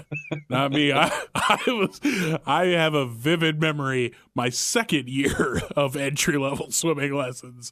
I have a vivid memory of a high school girl pulling me from the pool when we were trying to learn to float. I couldn't float. That's the most natural thing. You just do nothing. I float so well. I used to go to a gym, which that's not the joke. I used to go to a gym that had a pool, and I would legit go into it and fall asleep floating. Jesus! Like, someone would jump in the pool and I would almost drown because I'd be in a deep REM sleep. What does that look like when you walk by a fat, bloated man out cold and he's dead? Holy shit. Someone's got to fish him out of there. He's going to start to stink. You're just floating into the 8-foot section, snoring like a train. It's one of those weird things, like when you can swim. Like, I'm just because like your parents' generation too. Like a lot of my parents' friends don't know how to swim, and it's just fascinating to me that like the idea of like falling off a pontoon in 20 feet of water would be terrifying. Oh, like, yeah, I'd shit in the water. It's crazy to think, like, it's just one of those things you kind of take for. And my mom talks about she never learned how to swim, so that was like, by God, my kids are gonna know how to swim. So I'm pretty sure both of my folks know how to swim. I know my dad did because like my dad would like water ski and shit, and I'm pretty sure my mom can swim. Like where I'm from. Oh, go ahead. And I don't know what happened to me. It's apparently not genetic. I'm glad that I didn't have one of those like I just throw them in kind of dads, because I'd have been dead a long time ago. So you'd be a ghost haunting a lake right now. Yeah, exactly. Just throw him in. He'll figure it out. That would have been the end of it. It would have been a sad Labor Day weekend for everybody. Yeah, my dad grew up like in they had like a lake by their farm, like a little hillbilly lake, and they all learned how to swim like fish. My dad is an apex predator in the water. As children, it could be 2 feet of water, and he could somehow swim below it and grab you by the legs and fling you 10 feet in the air, which was exhilarating and terrifying. I'll bet. It's kind of like, oh, I hope I get thrown in the air. Almost like, I hope it doesn't happen. I don't want to piss my trunks. There's other kids I'm not related to here right now. Plus, your dad's down there. He's going to be mad. God damn it, Nathan. Again? You're 14. We sent you to those special classes. We got those tapes you listen to when you sleep. I've had so many people over the course of my life be like, you can swim, I can like they all think they're the ones who are gonna crack the code, and it's like, no, like it never works. We were on an FFA livestock judging trip in high school, and a buddy of mine was convinced that he was gonna be the one, and he pulled me from the pool because I was dying. It's not like you're doing it out of stubborn pride. Right. It's not. Like, I wish. Yeah. It's not for lack of gumption. Like there's. It's like, I want to swim. Listen, buddy, this is physically impossible. Yeah. Do you ever see yourself trying to do it again, or is it? Have you accepted that ship has sailed? Like, really? There's nothing like. I don't like the water to begin with. If I was someone who loved going to the lakes every weekend but couldn't swim and was like tortured by it, then sure, maybe. But like I already don't like going to the lake or the swimming pool, so okay, I get you. So it's not like I'm sitting on the dock being taunted by the water. Yeah. It's not like you buy new swimwear every spring and then just chicken out at the end. It's right. Like you've made your peace with swimming. I'm not tortured by it. Yeah. Well, I'll do the swimming for both of us, buddy. You do that. Thank you very much. Yeah. Teamwork. I was a 40-year-old man that made a trip to Fargo just to pick up my aqua socks because I don't like stepping on yucky things when I swim in a lake. That's the level of dainty I am when I swim. Little Lord Nathan. Yeah. Doesn't like the ickies at the bottom of the lake. But I mean, there's some pretty gnarly shit at the bottom of the lake. Right, yeah. Lakes are terrifying and gross. Yeah. So. Yeah. Oh, good times. But so the Simpson kids, they got their taste of sweet pool living, but then the pool mobile had to leave, so they browbeat Homer into buying them a very nice kick-ass above-ground pool, which I did not know anyone that had an above-ground, or let alone an in-ground, but even a good above-ground. They did not exist in Southbrook Trailer Park. No, if any of the kids in my class would have got a swimming pool above or below, I would have lost my mind. Yep. Been Did like, you ever what? have? We No. had like those 5 foot in diameter, 1 foot deep plastic kiddie pool. shells. Yeah, Hell yeah. kiddie I had pool. one of those. Yeah. Ours was probably supposed to be used for fun. We used it to wash the dog in. Yeah. But I'm sure it was meant for children. Or if you see one at a farm around here, oftentimes it's when you dress out a deer, that's what the guts get dropped into. Oh. And then you just drag it outside and give it a night. The coyotes take care of every bit of it. How radical is that day in a coyote's life? Like, holy shit! Dave, get over here! Like other there's just coyotes. a big pile of steaming guts. Look at, are you fucking kidding me? Is this a trick? Is there a camera here? We ain't my got God. to hunt shit. We ain't got to kill shit. It's just out. Liver, Dave. Yeah. Yeah. Yeah, I'd say deer season's a pretty kick-ass 2 weeks in the coyote's life. It's a good time to be a coyote. Just guts everywhere. It's a good time to be a coyote indeed. So the Simpsons, they got that baller-ass kiddie pool, above-ground pool, and everyone is now their best friend. They want in on that sweet, sweet pool action. Lisa, especially, is really, really enjoying herself. Mm-hmm. She never was the most popular girl. Now she is. Yeah, Bart, she's got a taste. Yeah, got a taste of sweet, sweet popularity. Bart, meanwhile, was kind of pushed by Nelson and now has a very seriously broken leg. And he is stuck inside, getting taunted by the children as they splash and frolic just outside the window. Which They're having that would so be much fun. Yeah. Would be hard on you when you're like 10 years old. You know what I had happen when I was 10 years old? I got a Nintendo that Christmas. Nice. Which is a big deal. And the original NES. And my buddy accidentally slammed a door on my thumb, a car door on my thumb. So I got a Nintendo, but I couldn't play it because I had a thumb that was on it. So I laid the controller on the ground and tried to type on it. So that was depressing.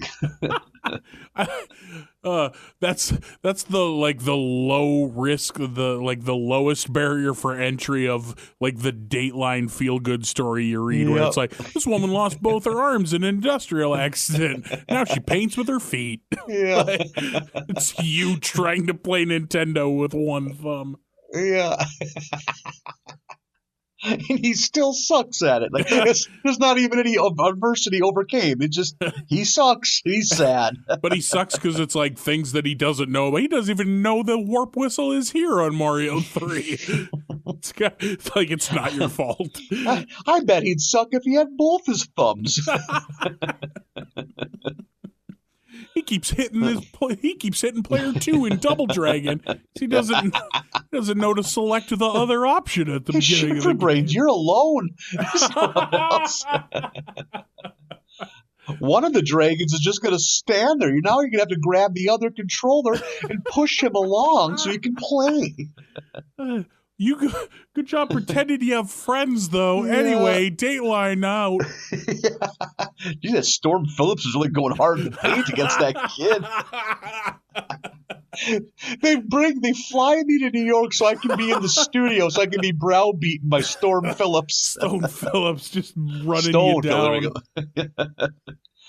Oh, man. Look at this fucking Phillips, kid. Take it easy. He gets disgusted and takes his mic off and walks out. I'm just sitting there with a dopey smile on my face. He fires up WCW Pro Wrestling just to beat your ass in 2-player. Just hand it to you. Yeah, which is also the first game we ever rented for the Nintendo. It's a good one. Yeah, very good one. So The Simpsons. So, one thing before we get past. One of the most bizarre episodes of Itchy and Scratchy, Bart watches it while he's laid up with his broken leg. It's where the cat, I should get their names straight one of these times. Scratchy is the cat. Scratchy gets brick-walled in by Itchy, and he's in there for 3,000 years. And we see a laser cutting a hole in the brick wall, and an old bearded Scratchy comes out. And there's this new superior race of mice with giant bloated out brains that are in charge, and they're treating him super nice and everything, and they're combing his beard with their brain power. The broom or the comb just floats, and they get him all dolled up, and they bring him to this gladiator thing, and they use their brains to chop him up with telekinetic swords and shit. Yep. And that's the episode. That's it. It's a very bizarre Itchy and Scratchy. Yeah. Just they're not even trying to make a storyline anymore. Then Bart, during this time, is walled, and he's kind of getting a little stir crazy, and he eventually gets a telescope from Lisa, because Lisa feels bad, kind of feels bad. And Bart sees Flanders, next door neighbor Flanders, burying a very suspicious sized thing in his backyard at night.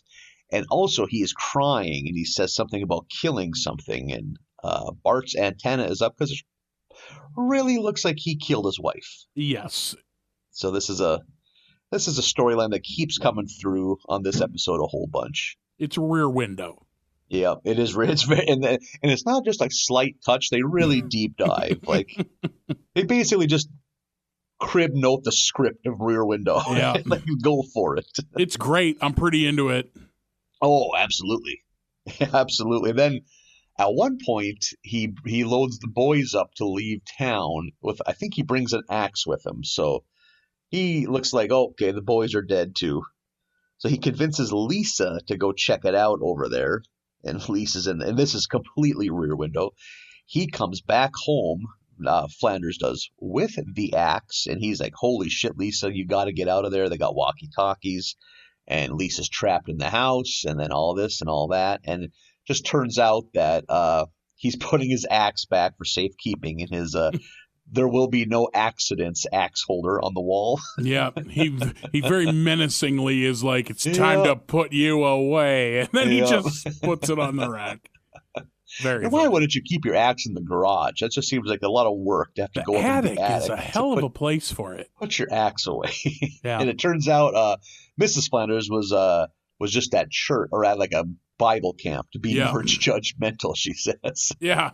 She's learning to be more judgmental. And what he was burying is he accidentally killed Mrs. Flanders' ficus plant. Yeah. And was distraught. He's like, I'm a murderer. Yeah. But I heard a woman scream, and the scream that Flanders lets out is so great. Just this high-pitched squeal of a scream. Like, never mind. Case is solved. Yeah, Bart's just like, oh, yeah, that was it.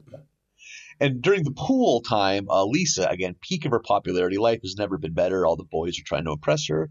Word gets out that an even more pathetic kid has an even cooler pool. So and they it's just Martin. leave.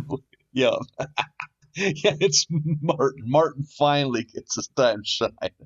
It's like, and he's just drunk on power. He's like on a little floaty thing, just riding a wave of children. He's like, I see a couple feet open at the end of the pool.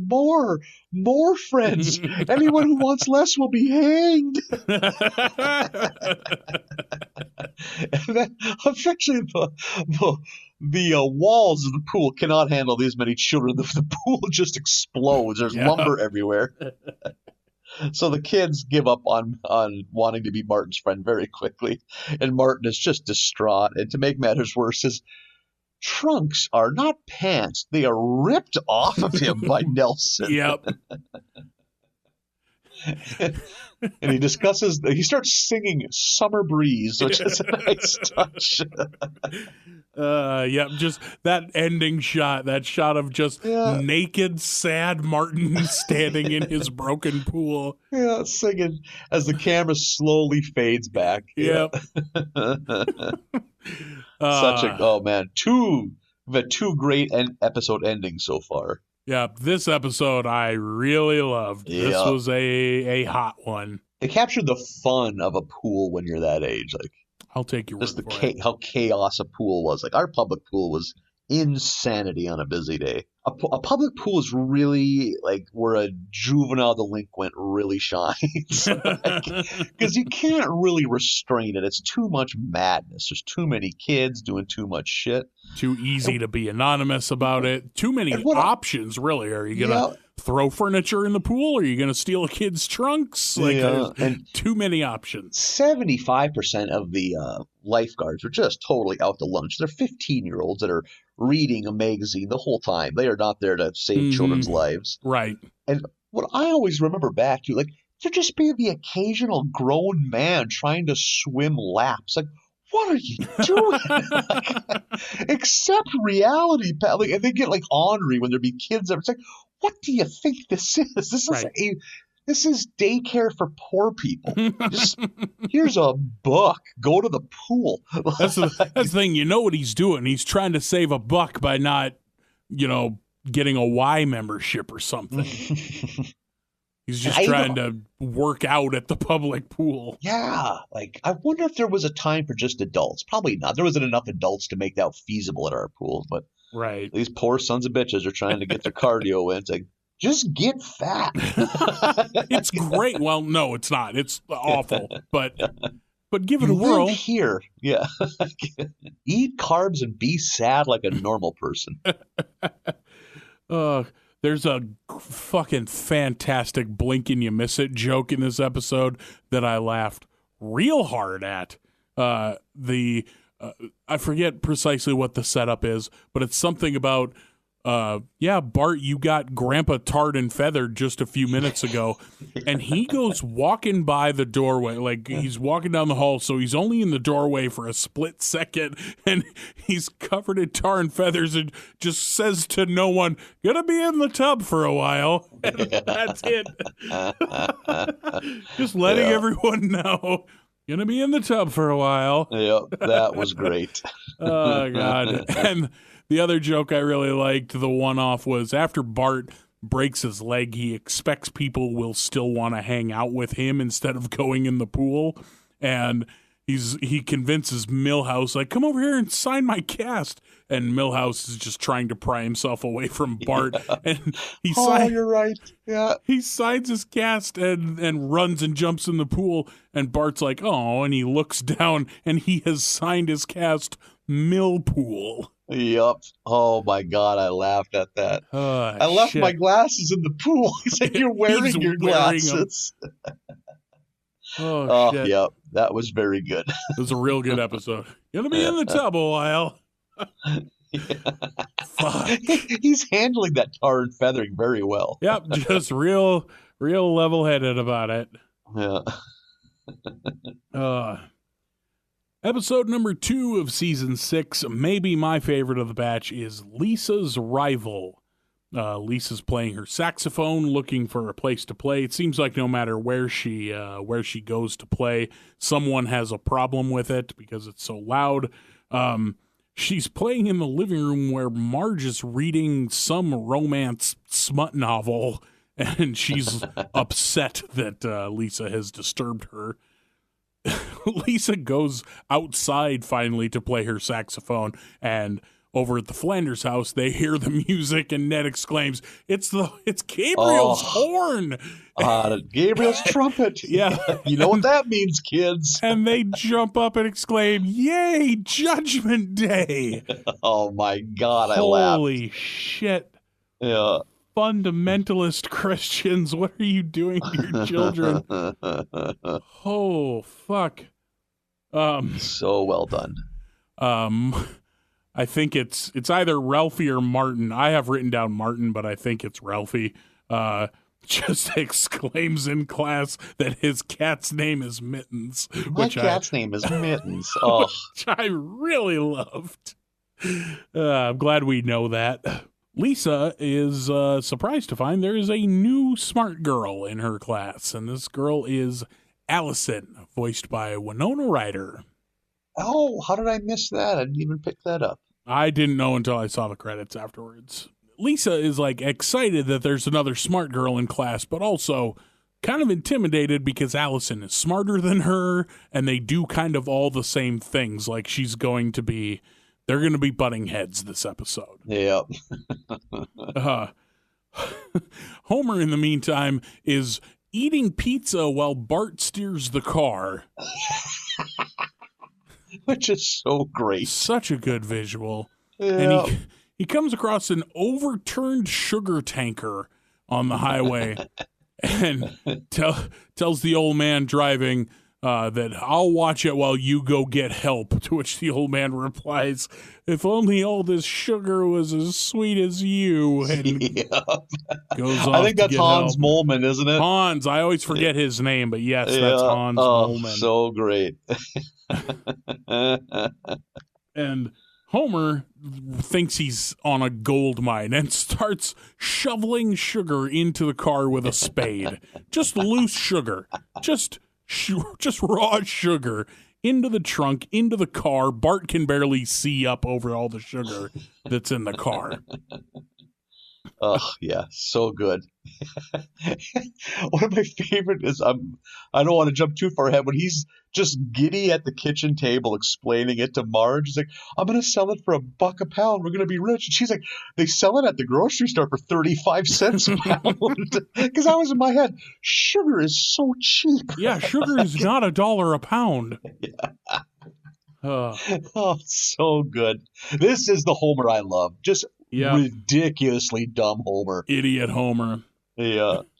Lisa and Allison are both competing to be the lead. What is it called? Lead chair, first chair, something like that. First chair, of the saxophone in the school band. I forget precisely how it happens, but somebody knocks over Martin's lute, which breaks, and he just exclaims, "Ow, my lute!" Which is so fantastic. good. We've had forgotten, I had anyway, that Martin played the lute. We've seen that before. Lisa ends up losing this sax battle to Allison. Lisa says, "She's better than me at everything that makes me special," which is maybe the most heartbreaking sentence I've ever heard of. Yeah. Woof. Okay, that's a rough stinger. one. Yeah. Homer's outselling sugar door to door. That bee story just keeps continuing throughout this whole episode. Bart starts talking with Lisa about how they're going to handle Allison, and he's going to help Lisa take care of Allison. He at one point is like, "Don't you remember how I got Milhouse on America's Most Wanted?" And they show an FBI Suburban come crashing through the fence and trying to capture Milhouse, who has to dive off the monkey bars and run for his life because the FBI's after him. That keeps happening. That's a recurring bit of Milhouse being hunted because Bart got him on the FBI's Most Wanted list somehow.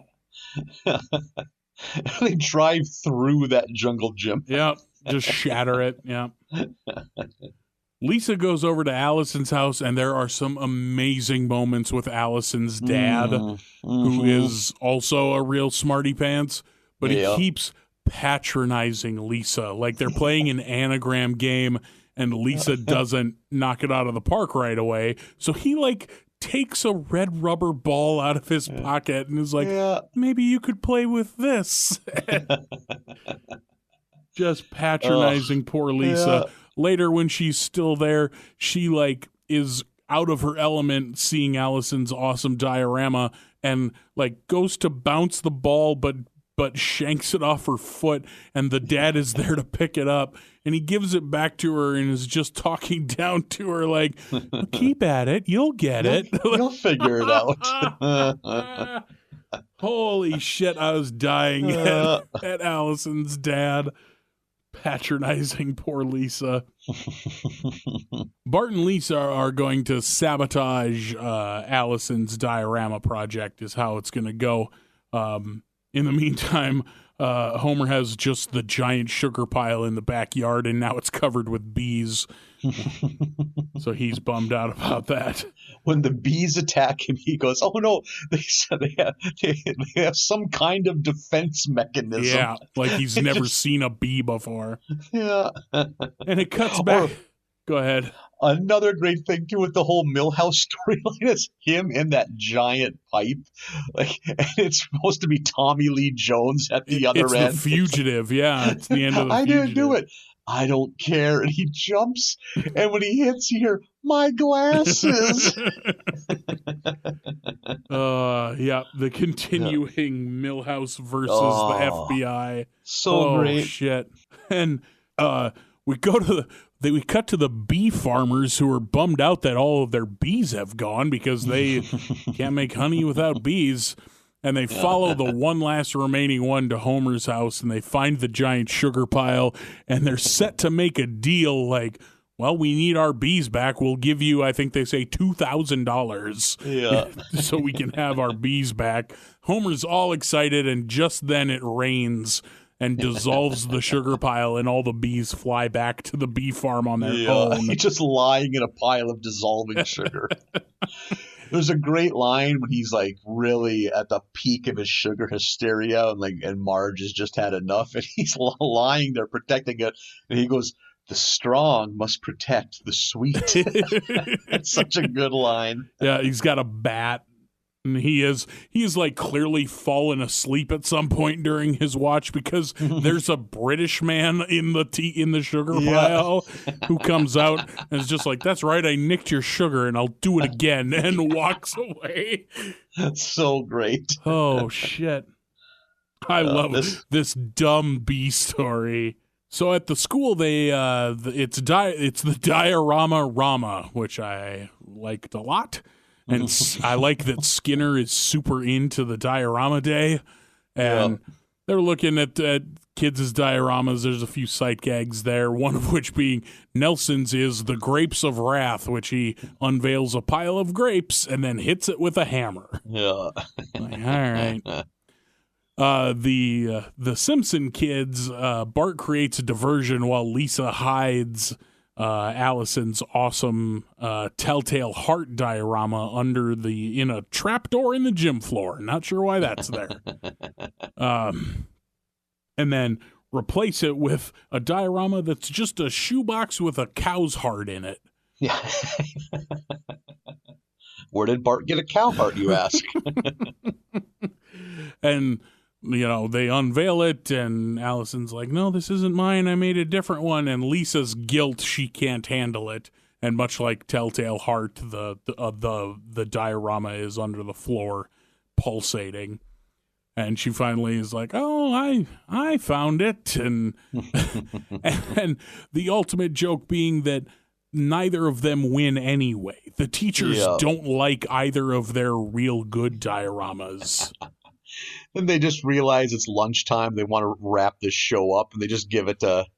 They give it to Ralphie, whose diorama is just a shoebox full of Star Wars action figures. Yeah, so great.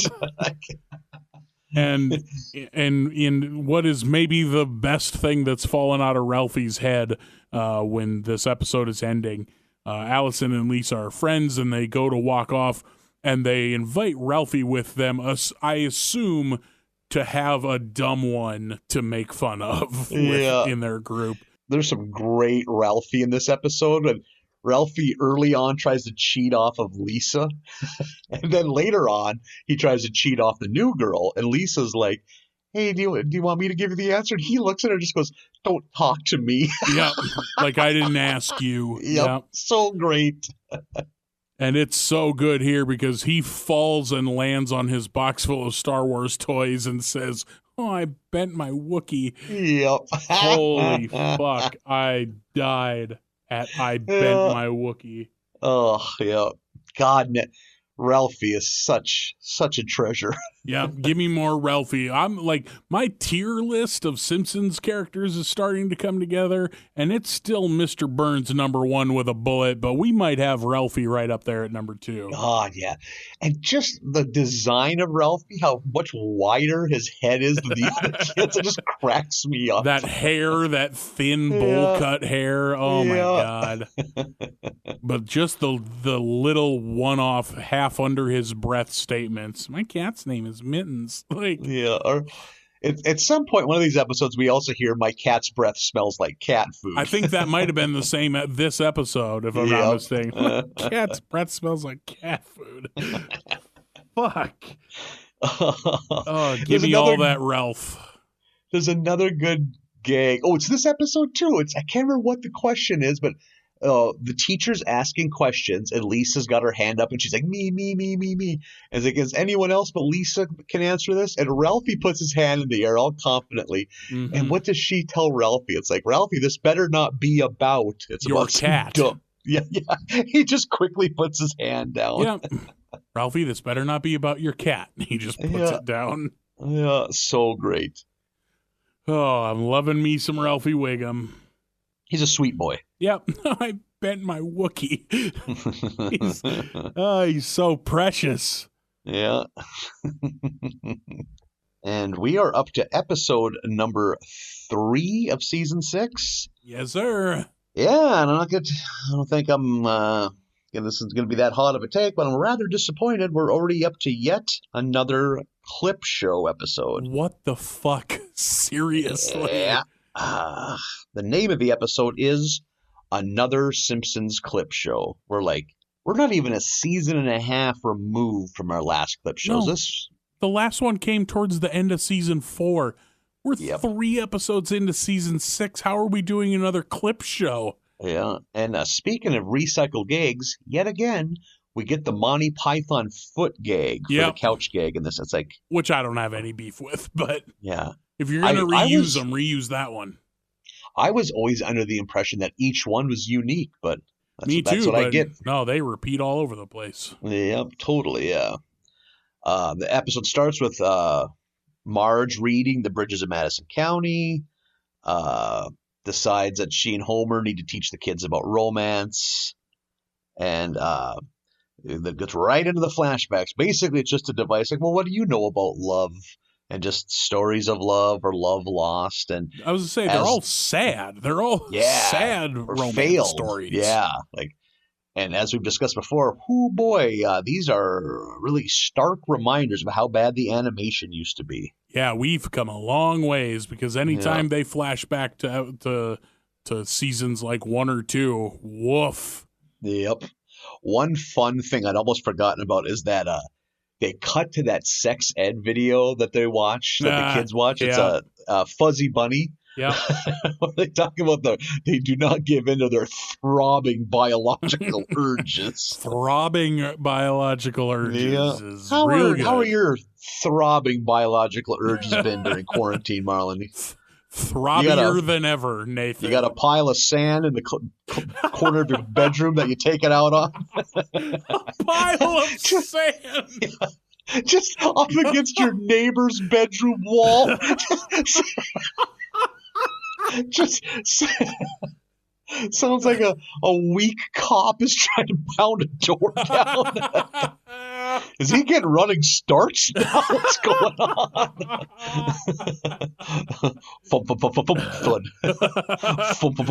Thud. Oh, God. Just your head hitting the wall. There we go. All right. All better. Well, I better get ready for work.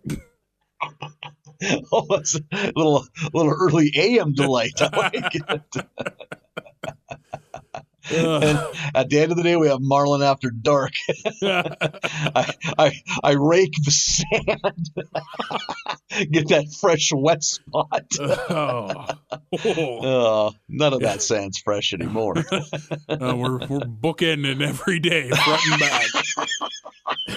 You just casually dumping just pails of sexed out sand out the window of your apartment. I cannot for the life of me figure out where this sand thing is coming from, but it's killing me.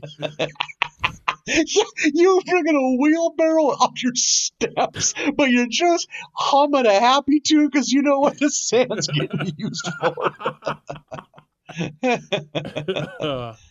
Oh, shit. On the elevator, just you, some nice lady in your wheelbarrow sand. I'm just whistling. Yeah. I'm going to name you Starla. What?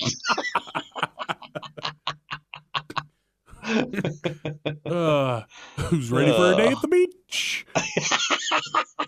Put the zinc oxide on your nose. Got swim trunks on. Yeah. It doesn't work if I don't commit to the fantasy. You telling people in the break room all casually about this. Guys have cracked the code. I don't need to date people anymore. Let me tell you about sand, fellas. I can just make a pile of titties out of the sand. They're not saying a word, just jaws on the floor in amazement. Well, I got to get back to work. You guys have a good one. Run into all of them at Home Depot later. They're all buying sand. Yeah, it catches on. Just divorce rates skyrocket at your work. Man, I fucked up and got aquarium gravel. Really bagged up my unit. You're either rooting marriages or save them. Like, I bought my husband that pile of sand. I put it in the garage. I got all the free time I want. He's in there all the time. Whistling a lot. He's really improved his mood. Jesus. Oh, God. That makes me smile. Oh, man. You know who we get a flashback to in this episode is that goddamn bowling alley greaseball jock. Yep. Home wrecking jock. Yeah, I'm frustrated by this episode because A, I can't believe we're having another one of these already. B, the clips go on for so long. And C, it had never occurred to me that Homer doesn't know this story. Yeah, no shit. Which was something that hadn't occurred to me. And once she was telling the story, I was like, oh, wait, like Homer's just learning this. There's a great line after she tells that story. I don't think I have the quote right, but Homer was very, he deserves to be upset about this. Just finding it out. He's like, well, while we're busy traumatizing the kids, I too have a story to tell. Just such a great line. And he tells the story about that lady that he worked with that he had so much in common with. Yeah. Yeah. What was it? And then I like, well, whatever happened to her? I don't know. I think she started drinking heavy. They fired her. I have the quote written down. He goes, she hit the bottle pretty hard and lost her job. And Marge, without missing a beat, goes, good. Yeah. So I love Salty Marge. Yep. God, so good. I think it might be in that same clip too. I love when Homer has to think of unsexy thoughts. He thinks of Barney in a bikini singing the I Dream of Jeannie theme song. Yep. That would do it. That would bring an end to my throbbing biological urges. Yeah. I would stop pounding sand. And Bart's sad love is the one where the older girl next door, whose name I forget, but yes, the neighbor girl. Yep. Who they meet up with in the treehouse, and she is there to say she has a boyfriend and breaks Bart's heart. Yeah.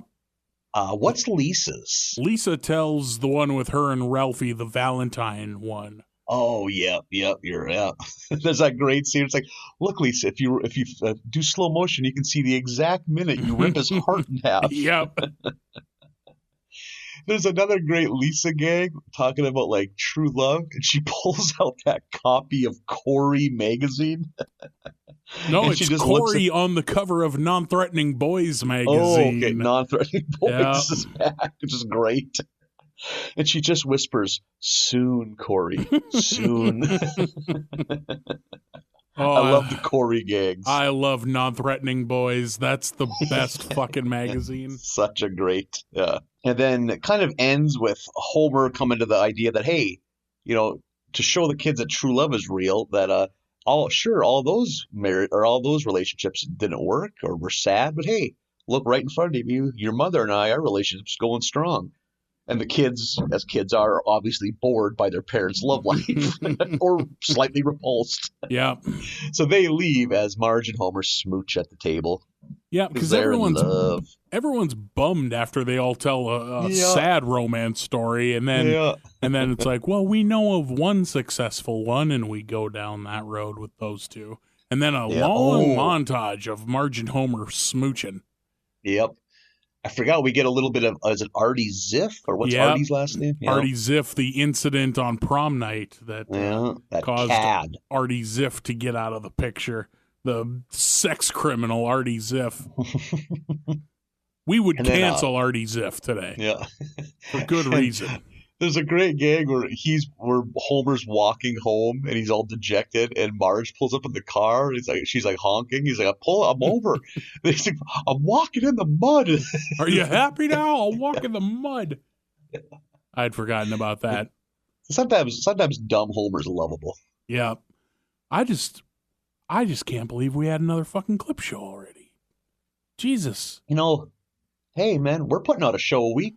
We could do a clip show, but we don't. Yeah. Maybe we should. Yeah. I do think it would be funny. I think it would be fun to go back and listen to old episodes and cherry pick all the best shit and just splice it together. Don't put together a framing device or anything. Mm-hmm. Just put it all together and put it out. Yeah. Yeah, no framing device would be great. Yeah. Even shoddily edit it, cut halfway through the wording when someone's introducing the episode too, cut to something else. Yeah. Splice together all of our fucking angelic singing. Yeah. Boy, you want to talk about a Patreon reward. If we ever put a Patreon together, the raw audio files of us singing without, like, before I put it to music. Those are some gold. Oh, I bet. That would be There's a times top-tier Patreon reward. I can't quit laughing for how bad my vocals are. Yeah, I know, because you leave all that in the audio file when you said, like, the amount of times you've sent me an audio file of you singing something, and as soon as you're done singing, you're just like, this is fucking ridiculous. What are we doing? We're grown men. Oh, my God. Yeah, so good. I'm singing Belle Biv DeVoe in a Burger King parking lot right now. Oh. So that's our episodes. We did it, Marlin. That's another episode of America's Barley Basket. This is a long one and a good one, so I ain't even mad at it. No. Chock full of entertainment. We broke our way into season 6. We braked on through to the other side, and next week will be season 6 episodes 4, 5, 6, 7, and 8. 4 through 8 of season 6 is your homework for next week. We were talking last week about Midwestern salads, if you'll remember. Delicious. And I'll be damned if one person didn't answer our invitation to send in salad recipes. Well, thank you so much, dear listener. So shout out to Daniel for his cranberry fluff salad recipe. So just give the people a brief rundown, if you don't mind. You basically run apples and cranberries and oranges through a meat grinder, and then add it to cranberry jello, and then dump in a bunch of Cool Whip or marshmallow fluff marshmallow fluff. That's right in my wheelhouse there. I would eat that. That frankly sounds delicious. I would put that in my body today. So yeah, that's my kind of salad. So thank you, Daniel, for that, and everybody else. I'm just going to leave the door open on people sending us Midwestern salad recipes. Send us whatever you want. Really, we're lonesome. Because I get, and I also understand this looking at how our download numbers trend. I get that these are long episodes, and it often takes you more than a week to get through it, and you might not hear about the salad episode until several weeks after the fact. But it might be getting to be summer salad season by times people get to these episodes. So it might be timely for some folks, which I'm proud of. Yeah. We're doing it for you, our dear listeners. Yep. Hours of content every week just for you. Mm-hmm. I literally winked at no one. You know how many cool things I turn down every weekend so I can record this podcast? Like, I can't enter your jet ski races. I am busy. I have fans I have to take care of. Another hot babe slumber party? I can. I wish I could. My loins beg for your embrace, but no. Now both of us have said loins today, and that's a fucking curse. That should be a goal with every episode. Yeah. You've missed out on a lot of Vikings games just so we can record this podcast. And I will tell you right now, that is not a bad thing. Well, they are a very sad team. As of right now, they're up 28-22 over the Packers. Well, that can't be right. With less than 2 minutes left. Are you kidding me? And they have the ball. Well, you guys have fun. I'm going to... Yep, I am stunned at what I'm seeing. So that is pretty wild. There's a chance that next week I'll be recording this from home because all the podcast equipment that I bought. So now it's almost a guarantee that these shows will always be shirtless. Oh yeah, at least some manner of undress. Yeah, definitely pantsless. I ain't putting pants on a Sunday. I finally, after 21 weeks, will be able to do this show naked and drunk the way God intended. Lying in the tub with your laptop and a mic. Get out of here, kitty. I'm doing something. Toilet full of ice. You got beer sticking in it. Yep. Bunch of beers in the toilet. Yeah. But that sounds kind of nice. Again, episodes 4 through 8 of season 6 is your homework for next week. Keep the Midwestern salad recipes coming. Easy for me to say. And we also want to show some love to a friend of ours, or a couple of friends of ours, who run themselves another podcast that we think you might like. They sure do. But you drop the name of that podcast on these people. Let's get them caught up with current events. Some that would cool be podcasts. Joke Quest 200. You guys like the sounds of that? Pretty space age, huh? Yeah, pretty fancy sounding. Yeah, I know y'all love me. I have been on that podcast. Dig into the archives. Find me in there. And just enjoy my wit, because it's a lot of wit on that show. It's just, and I know you listen to us too, because we're hunks. You just love it. You love our voices. You like picturing what we look like when we're in the bathtub. There are so many hunks on this show. There's different hunks every week. Tall it is a pretty hunks. Hunktastic show. Yeah, short hunks, chunky hunks, skinny hunks, even lady hunks. There's all sorts of hunks. You're getting different jokes. They're pulling jokes out of a hat. They're pulling jokes out of something. Jokes are getting read. You like jokes? You like horsing around? You want to listen? We horse around this whole goddamn podcast. Yeah. So do a search for you. I'm guessing there ain't a lot of Joke Quest podcast titles. You're probably going to find it pretty easy. You might not even have to type the 200 at the end, but if you're a completionist, do it that way. Check them out.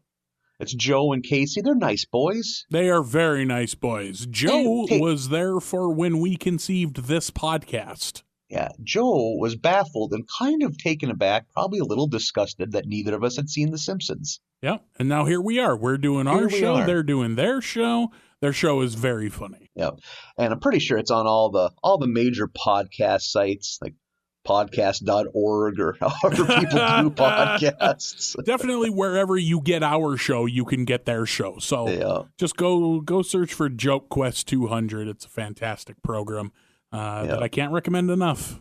Mm-hmm. All sorts of goofs, man. The goofs come fast and furious. And, am I bruised that you've been on the show and I haven't? No, not at all. Yeah, I mean, there's been tension. There's even been tension over it, but I think it's fine. But your episode was very funny.